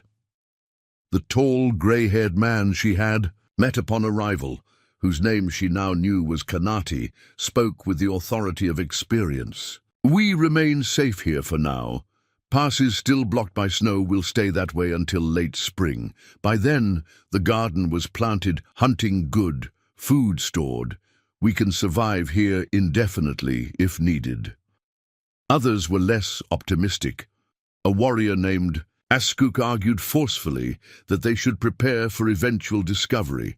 White man's hunger for land never satisfied. Today they say, "Go west." Tomorrow they come to the mountains. We should prepare to fight if necessary. Voices rose in agreement and disagreement, the Cherokee Council process allowing each perspective its hearing without rushing to judgment. Sarah listened carefully, understanding now the nuances of the discussion in ways she couldn't have months earlier. When Ayasta finally turned to her and asked, "What does Enola think?" "She knows white men's ways." Sarah considered her response thoughtfully. "The soldiers follow orders," she began slowly. "Most don't question why they remove Cherokee. They simply do as told by the government." She paused, aware of the weight of her words. "But not all white people agree with removal. There are those who speak against it, write against it, even bring cases to courts. Courts that decide against Cherokee regardless," Askuk interjected bitterly. "Often, yes," Sarah acknowledged, refusing to offer false hope.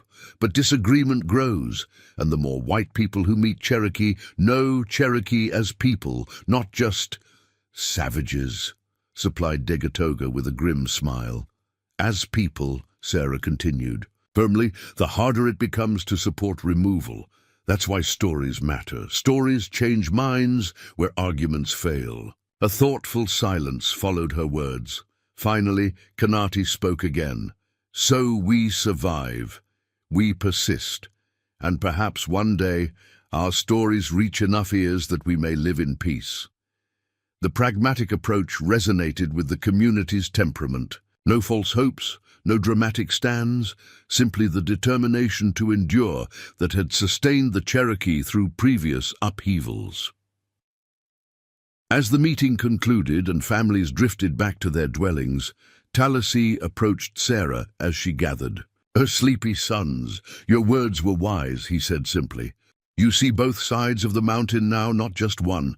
The compliment warmed her. "I'm trying to understand. For my son's sake, if nothing else, they will live in both worlds." Talassi nodded, his gaze moving to where James helped a drowsy Henry to his feet.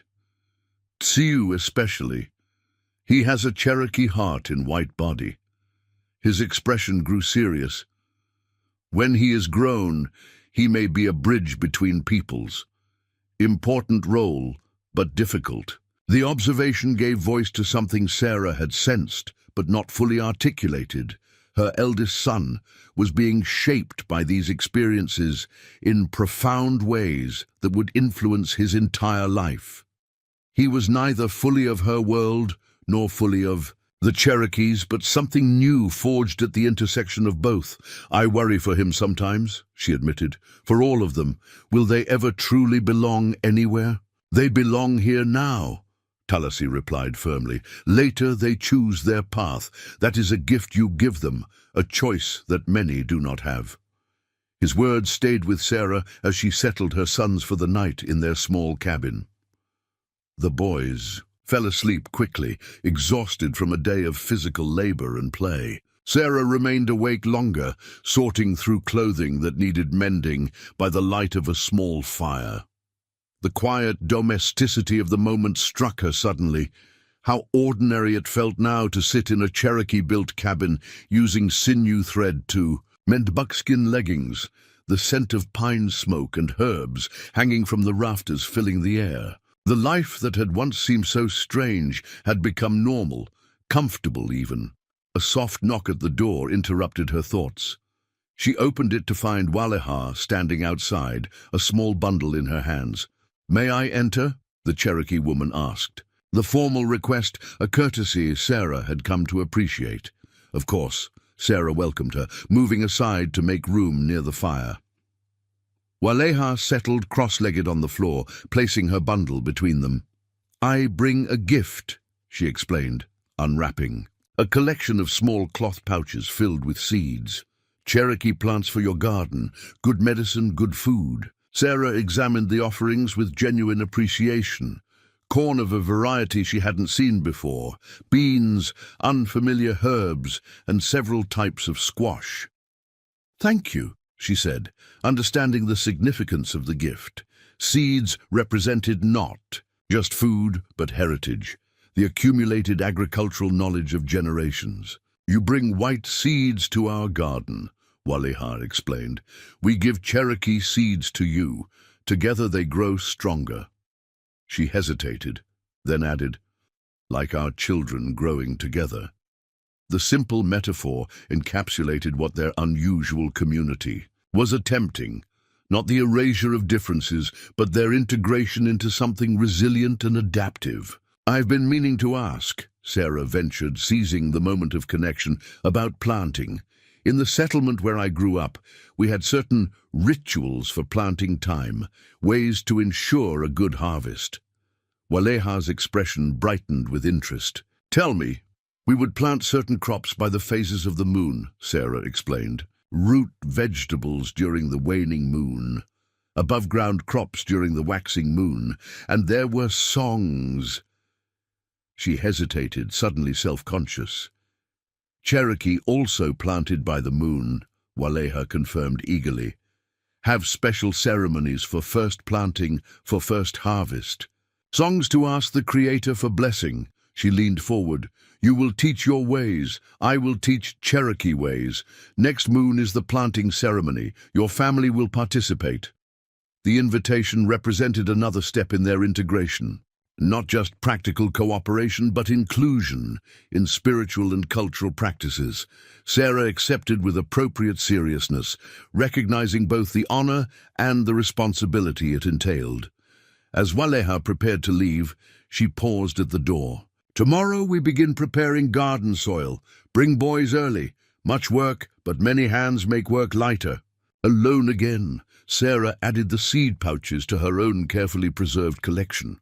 The combined varieties would give their community greater resilience against crop failure, another example of how diversity strengthened rather than weakened their chances of survival. Outside, the night was clear and cold, stars blazing with the particular brilliance unique to mountain elevations. Sarah stepped outside briefly, wrapping a blanket around her shoulders as she gazed up at the familiar constellations, unchanging reference points in a life transformed in almost every other way. A movement caught her eye, a figure standing at the edge of the settlement, similarly contemplating the night sky. Even at a distance, she recognized Talassi's distinctive silhouette. He stood motionless, perhaps engaged in private communion with the spirits his people believed inhabited every aspect of the natural world. Sarah watched for a moment, struck by the parallel paths that had brought them all to this hidden valley. Her family fleeing death by starvation, his people fleeing cultural extinction, both refusing to surrender to forces that would destroy them, both finding unexpected allies in what had once been considered other. As she returned to her cabin and the sleeping children within, Sarah reflected on the strange alchemy of circumstance that had transformed potential tragedy into an improbable new beginning.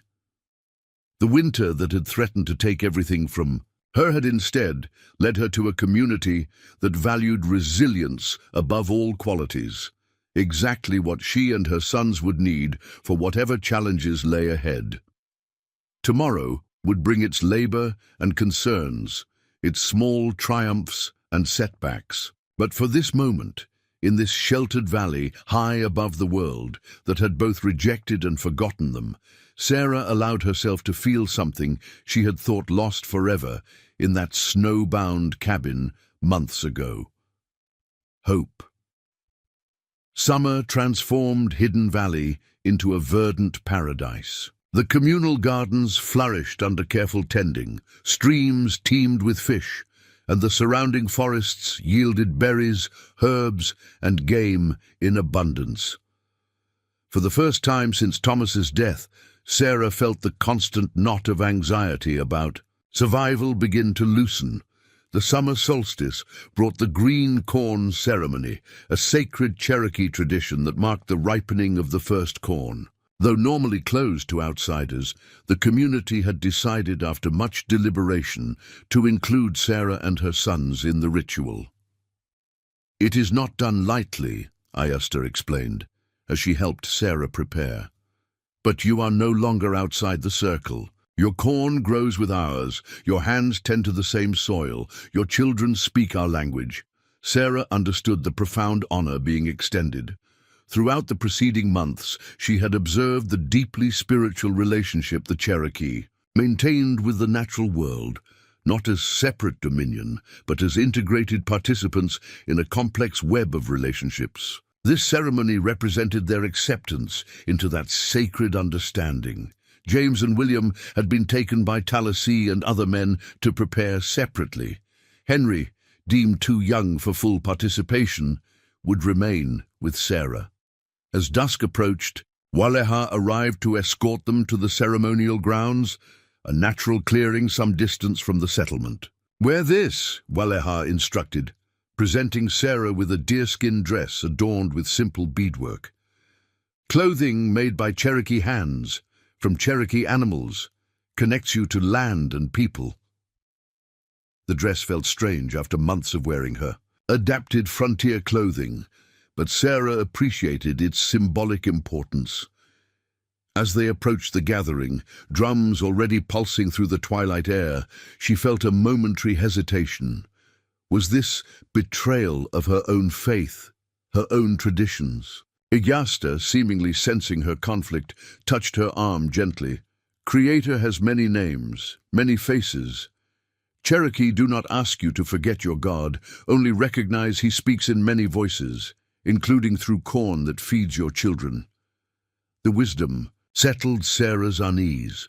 Her faith had always been practical rather than dogmatic, focused on living honorably more than theological precision.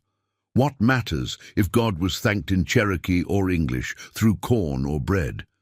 The ceremony itself was unlike anything in Sarah's experience, vibrant with movement, music, communal expression, rather than passive observance. When she spotted James and William among the men, their faces painted with ceremonial symbols, she barely recognized them. James's expression carried a gravity beyond his years, while William for once mirrored his brother's solemnity. Afterward, as the community shared a feast of early summer produce, Sarah found herself seated beside Kanati, whose role as spiritual leader had become apparent during the ceremony. "Your sons participated well," he commented, "especially Tsu. He listens, with heart, not just ears." "He's changing," Sarah acknowledged, watching as James sat among Cherokee boys his age, their conversation animated despite switching fluidly between languages. Sometimes I wonder if he remembers his life before. Kanati studied the boy thoughtfully. He remembers. But children see the truth adults forget, that life is always changing, like a river. Fighting change brings suffering. Accepting change brings growth. The conversation shifted as Dagotoga approached with news. Scouts had returned from another monitoring mission to the lower elevations. The men gathered quickly to hear the report, with Sarah and other women joining the circle as equal participants in matters affecting community safety. Soldiers establish a new fort in the valley 2 days' journey south, Dagotoga reported grimly. Many men, many weapons. They send patrols into mountains, searching for Cherokee who avoid removal. The news cast a shadow over the celebration. Talasy spoke what many were thinking. Hidden Valley remains safe only if hidden. One captured hunter, one discovered trail could lead them here. Debate ensued about appropriate responses, restrict hunting territories, establish warning systems, relocate yet again. Sarah listened carefully before offering her perspective when asked. The fort's presence suggests they believe significant numbers remain in these mountains. They won't abandon the search quickly. She hesitated, then added, but soldiers follow patterns, schedules. Learning these patterns could help avoid encounters. Her suggestion sparked a practical plan. Increased scouting missions to observe the soldiers' movements without engaging them, identifying safe corridors for necessary hunting and gathering expeditions, and establishing hidden observation posts at strategic points. Enola thinks like a warrior, Askuk commented with grudging approval, using her Cherokee name. The compliment startled Sarah, who had never considered herself in such terms. Yet survival here required strategic thinking, risk assessment, adaptation, skills she had developed through necessity rather than training. As summer progressed into autumn, the community implemented their vigilance plan while simultaneously preparing for winter. The first harvest exceeded expectations, game was plentiful, and methods for preserving food occupied everyone's days. The children divided their time between practical education, hunting, gathering, processing, and traditional learning. And from tribal elders, Sarah watched with mixed emotions as her sons absorbed Cherokee ways. James could now move through the forest as silently as Talasy. William had developed uncanny skill at locating edible plants, and even little Henry chatted in Cherokee as easily as English. Their transformation was both wonderful and worrying. How would they ever reintegrate into white society if circumstances changed? One crisp October afternoon, as Sarah worked with other women smoking fish for winter storage, Unol approached with uncharacteristic urgency. "Hunters returning early," she reported tersely. "Spotted white men too close to hidden trails." The women immediately secured the food processing area and gathered children playing nearby. By the time the hunting party reached the settlement, everyone was prepared for potential evacuation if necessary. Talasy led the returning group, his expression grave. "White trappers, not soldiers," he reported to the quickly assembled council. 3 men following beaver streams. They camp in the lower valley, but the track leads them upward each day. "Trappers notice signs others miss," Kanati observed. "Nature of their work." "If they discover our valley?" asked Waleha, voicing everyone's concern. "Depends on men," Talasy replied honestly. "Some trappers respect Cherokee, trade fairly, and keep secrets. Others would report to authorities for reward." Sarah considered the dilemma, remembering Thomas's interactions with trappers who occasionally visited their homestead. "Trappers care about pelts, not politics," she offered. If they could be approached carefully, perhaps an arrangement. The suggestion was controversial. Direct contact carried obvious risks, yet allowing the trappers to potentially stumble upon their settlement might prove more dangerous. After lengthy debate, a compromise emerged. The trappers would be observed for several days to assess their character and intentions. If they seemed reasonable, Talasy and 2 others would approach. them openly, offering limited trading opportunities in exchange for discretion. Enola should go too, Talasy started unexpectedly. White woman with Cherokee shows unusual situation, makes them curious rather than threatened. The proposal stunned Sarah. Me? But I've never... You know white men's thinking, Talasy interrupted. Can judge their honesty. And they see women with children thinking less about war, more about humanity. The strategy was sound, if uncomfortable.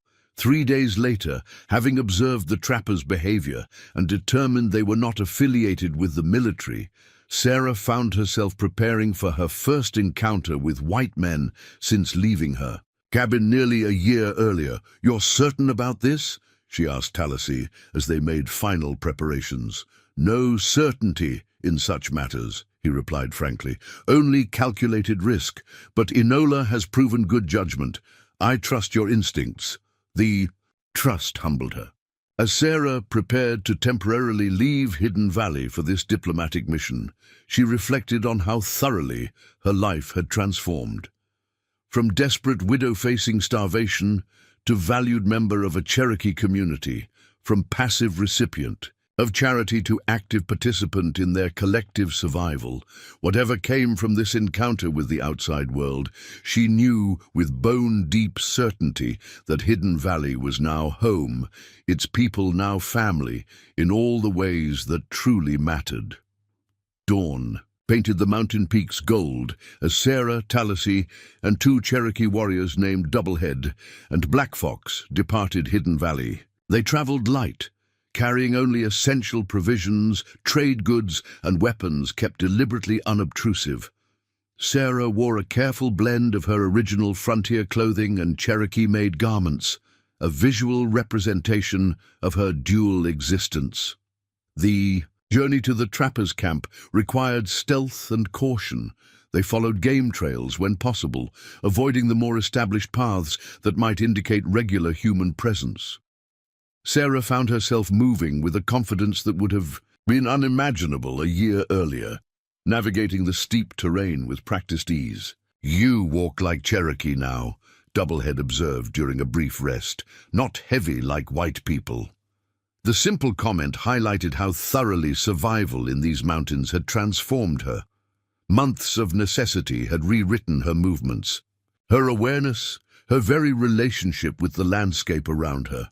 By midday, they reached an observation point overlooking the valley where the trappers had established their camp. From their concealed position among boulders, they studied the 3 men going about their work below, checking traps along the stream, stretching beaver pelts on frames, repairing equipment. "What do you see?" Talasy asked Sarah quietly. She observed carefully before responding. "Experienced woodsmen, well-equipped but not extravagant. They work efficiently together, suggesting a long partnership." She pointed to the oldest man, whose beard was streaked with grey. "That one's the leader. See how the others defer to him?" Talasy nodded approval at her assessment. "Good. We approached him directly then. More respect shown, more respect given." He turned to Sarah with unusual directness. "You speak first. Your presence will surprise them most, create opportunity before they decide how to react." The strategy made sense, though it placed significant responsibility on Sarah's shoulders. As they made their final approach, descending through sparse woodland toward the open area of the camp, she mentally rehearsed her opening words. The grey-bearded trapper spotted them first, his hand moving instinctively to the rifle propped against a nearby tree. His companions tensed, abandoning their tasks as they noticed the approaching party. "That's far enough," the older man called, when they were still 20 paces away, his voice gruff with suspicion. Sarah stepped slightly forward, deliberately empty-handed, her posture non-threatening. "We come in peace," she called clearly. "To a talk, perhaps to trade." The unexpected sound of a woman's voice, and a white woman at that, created the precise effect Talasy had anticipated. The trapper's expressions shifted from wariness to confusion. "Ma'am." The leader squinted as if doubting his eyes. "What in God's name are you doing out here with—" He gestured vaguely toward her Cherokee companions. "My name is Sarah Reed," she replied, using her birth name deliberately. "These are my friends and neighbors. We noticed your camp and thought we might establish friendly relations." The simplicity of her statement clearly disarmed him. After a moment's hesitation, he lowered his rifle slightly. "Samuel Blackwood," he introduced himself gruffly. "These are my partners, Jim Coulter and Eli Finch." The younger men nodded cautiously, their eyes still fixed warily on the Cherokee warriors. "May we approach and speak properly?" Sarah asked. "We've brought some items to trade if you're interested." Blackwood hesitated, then nodded. "Come ahead slowly, but the Injuns keep their distance." Sarah turned to translate this condition to Tallahassee, though she knew he understood English perfectly. Well, this theatrical moment allowed him to nod graciously, as if accepting a reasonable request rather than enduring an insult. The conversation that followed was a delicate dance of diplomacy. Sarah explained her presence with a carefully edited version of the truth, a widow with children rescued by Cherokee during winter, now living among them voluntarily. She conveyed that their community wished to remain undisturbed in the mountains, far from settlements and soldiers alike.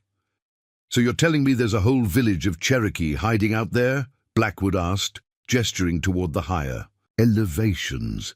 "I'm telling you there are families, women, children, elders, who only wish to live peacefully in the lands they've always known," Sarah replied evenly. "They've harmed no one, stolen nothing, made no trouble."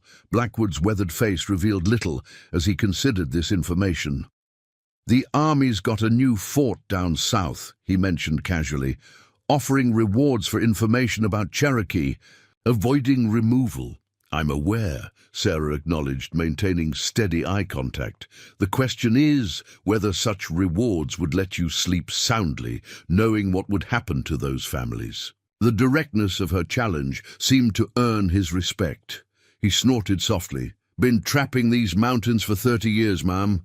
Knew Cherokee before most white folks ever set foot here. Never had trouble with them that wasn't started by whites first." Hope flickered in Sarah's chest, though she kept her expression neutral. "Then perhaps we can reach an understanding beneficial to all." The negotiation proceeded in earnest then. The Cherokee offered knowledge of prime beaver streams in exchange for the trappers' silence about their presence. Additionally, they proposed limited trading, herbs and crafts unavailable elsewhere for ammunition and metal tools.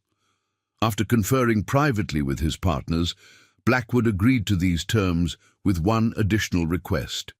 "Come spring, we might bring specific trading requests. Items from settlements we can't easily get ourselves." Sarah translated this proposal to Tallahassee, who considered it briefly before nodding. "Acceptable if meeting places established away from the village."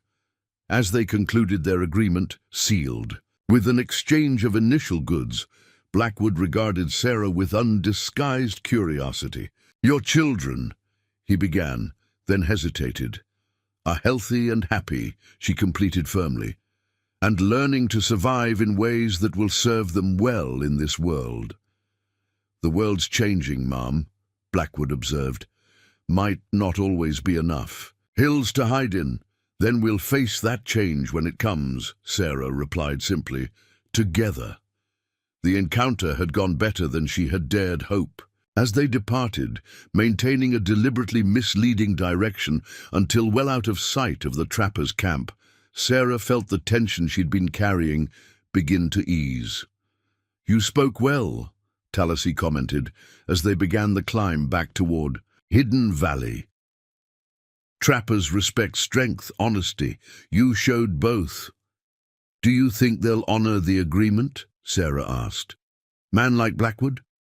"Yes." Talahassee's expression held rare approval. "He has seen too much, knows government promises, worth little. Men who live in the wilderness understand respect for others' territories." The successful diplomatic mission elevated Sarah's standing within the community even further. The council listened intently to their report, approving the arrangements made and the potential for limited ongoing trade. More significantly, Sarah noted how naturally her opinion was sought throughout the discussion, her insights valued alongside those of lifelong Cherokee. As early winter settled once more over Hidden Valley, the community's second year in their mountain sanctuary took on a different character than the first. No longer focused solely on basic survival and establishment, they could turn attention to refinements, improving dwellings, expanding food cultivation techniques, developing more effective tools from available materials. For Sarah and her sons, this period marked a deepening integration into Cherokee life. James now regularly joined hunting parties, his marksmanship with a Cherokee bow rivaling that of boys years older. William's boundless energy found purpose in learning traditional games that simultaneously taught combat skills and strategic thinking.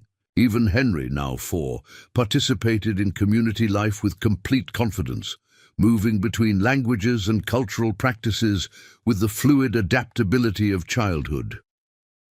On a crisp December morning, exactly 1 year after they had first arrived, in Hidden Valley, Sarah stood at the edge of the frozen stream, watching ice crystals form intricate patterns along the banks.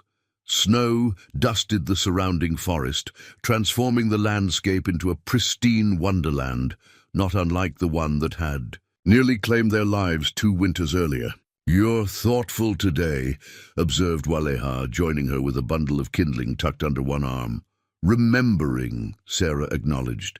"1 year ago we were strangers here, scared, uncertain." Waleha nodded, her breath forming clouds in the cold air. "Now not strangers, now family." The simple statement encompassed a profound truth. What had begun as desperate charity had evolved into genuine kinship, bonds formed through shared labor, meals, celebrations, dangers, and the 1,000 daily interactions that weave humans into community. "I never thanked you properly," Sarah said suddenly. "You and Talassi, for finding us that day, for bringing us here. My sons would have died." Waleha's expression remained serene. "No thanks needed between family. Would you not do the same for my children if needed?" Without hesitation, Sarah confirmed, the answer coming instantly and truthfully. "Then the circle is complete." Waleha adjusted her bundle and gestured toward the settlement. "Come, Winter Council begins soon. Your voice is needed." The Winter Council was a Cherokee tradition, a time for reflecting on the year past and planning for the seasons ahead. The entire community gathered in the largest lodge, where a fire blazed in the central pit, warming the space and illuminating faces gathered in a great circle. Kanati, whose role as spiritual leader had grown more pronounced as the settlement stabilized, opened the proceedings with traditional prayers and acknowledgments of the spirits that sustained them. Then Ayasta, increasingly frail but sharp-minded as ever, called upon various members to share observations and concerns. Reports came from hunters about game migrations and populations, from those tending gardens about soil conditions and seed viability, from scouts monitoring activities in distant valleys. The community listened attentively, building a collective understanding of their situation and surroundings. When Sarah's turn came to speak, she found herself unexpectedly emotional. "A year ago, I sat in this circle as an outsider, uncertain of my place or my children's future. Today, I speak as Enola, as a member of this community that has become our true home." Murmurs of approval rippled through the gathering. Sarah continued, "My sons thrive here in ways they never could have in the world I came from. James, Tsiu, grows not just in height but in wisdom, learning to balance action with thought. William, Wire, channels his wild spirit into useful skills rather than mere mischief. Henry, Awi, knows nothing but acceptance and belonging." She paused, gathering her thoughts. My gratitude can never be fully expressed, but perhaps it can be demonstrated through continued service to this community that has given us everything. As the council progressed, Talassi introduced an unexpected topic, the possibility of limited contact with select white allies. "Trappers keep agreement," he reported. "Trade is beneficial. Perhaps others exist who could be trusted. Healers needing plants we gather, traders seeking crafts without government knowledge." The proposal sparked intense debate. Some, like Askuk, argued forcefully against any expansion of outside contact. "Each new person who knows of Hidden Valley brings risk," he insisted. "Safety lies in secrecy." Others, including Kanati, saw potential benefits that outweigh the dangers. Cherokee have always traded with others. Isolation brings weakness over. In time, new tools, new knowledge lost to us. The discussion continued late into the night, passionate but respectful in the Cherokee way. Sarah listened carefully, offering her perspective when appropriate, but never presuming her opinion should carry more weight due to her understanding of white society. Near midnight, as the council neared conclusion, Ayasta turned to Sarah with unexpected directness. "Enola walks between worlds now, sees with double vision. What future do you see for Hidden Valley, for Cherokee who remain in ancestors' lands?" The question silenced the gathering. Sarah felt the weight of all eyes upon her, understanding the honor and responsibility inherent in being asked to speak on matters so fundamental to the community's future. "I see no easy path," she began honestly. "The government's determination to remove all Cherokee seems unchanged. Yet history teaches that nothing remains fixed forever. Policies shift, attitudes evolve, new understandings emerge." She gestured to the circle around her. "This community has proven it can survive in these mountains, hidden from those who would destroy it. That survival itself is victory. Each child born here, each elder who passes naturally rather than on forced march, each season completed in traditional ways, preserves what might otherwise be lost." Her gaze moved to where her sons sat among Cherokee children, indistinguishable in the firelight. "And perhaps, in generations to come, those who bridge both worlds, Cherokee and white, might help create understanding where now there is only fear and prejudice." Ayasta nodded slowly, her ancient eyes reflecting the firelight. "Good vision, not easy, not perfect, but true." She looked around the gathering. "We continue then, we endure, we remain Cherokee in these mountains, adapting when necessary but never surrendering what makes us people." As the council dispersed in the deep of night, families returning to their dwellings beneath a canopy of brilliant stars, Sarah walked with her sons through the silent, snow-covered settlement. James carried a sleeping Henry on his back, while William trudged beside them, unusually contemplative after participating in his first full council. "Ma," William asked suddenly, "are we Cherokee now, or still white people?" The question stopped Sarah in her tracks. She knelt before her middle son, bringing them face to face in the starlight. "We are who we choose to be, William. Some would say we can only be what we were born, but I believe people can grow, change, become more than what they began as." She brushed snow from his hair with gentle fingers. "You and your brothers have learned Cherokee ways, Cherokee words, Cherokee values. Those things are now part of you, just as your memories of your father and our cabin are part of you." William considered this seriously. "So we're both?" "Yes," Sarah confirmed. "Both, and that is a gift, not a burden. You can understand things others cannot because you see with different eyes."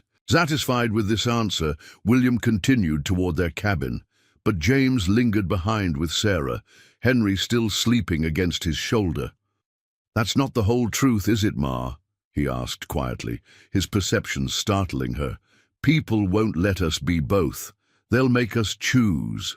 The insight from her 7-year-old son pierced Sarah deeply. "Some will try," she acknowledged, "but you'll find others who understand, who value bridges instead of walls between peoples." James nodded, his young face solemn in the moonlight. "Like Talasi and Waleha, like you." "Yes," Sarah agreed softly, "like us." As they entered their cabin, now snug against winter's bite with improvements made throughout the year, Sarah settled her children for sleep. The rhythms of their lives had aligned with Cherokee patterns, rising and resting with natural light, attuned to seasonal changes, connected to the world around them in ways her previous life had never taught. Outside, light snow began to fall, adding fresh powder to the blanket already covering Hidden Valley. The same snow that had once threatened to entomb her family now felt like a protective veil, obscuring their sanctuary from those who would disturb its peace. Sarah added wood to their small fire, watching the flames catch and grow. 2 winters earlier, she had been Sarah Reed, a frontier wife with conventional dreams and limited horizons. Now she was also Enola, Black Fox, a woman transformed by necessity and choice into someone who walked between worlds, helping forge connections where others saw only divisions. The journey had begun in desperate circumstances, a mother and 3 sons abandoned by fate to freeze in an uncaring wilderness. It had led them to this improbable sanctuary, this community that had expanded its circle to include strangers in need.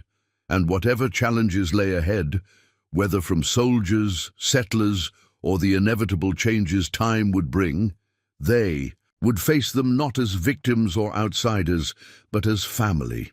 In the soft light of the dying fire, Sarah whispered a prayer of gratitude, part Cherokee blessing, part Christian devotion, wholly authentic to the woman she had become. The prayer acknowledged the Creator who walked alongside humans, whatever names they used, the spirits that inhabited the natural world that sustained them, and the ancestors, both Cherokee and her own, who had passed wisdom through generations, that enabled survival against all odds. Here in this hidden valley, an abandoned frontier mother and her 3 sons had found not just rescue from winter's deadly grasp, but a new definition of home, one built not of logs and chinking, but of shared purpose, mutual respect, and the courage to imagine a different way of living in a divided world. Up next, you've got 2 more standout stories right on your screen. If this one hits the mark, you won't want to pass these up. Just click and check them out. And don't forget to subscribe and turn on the notification bell so you don't miss any upload from us.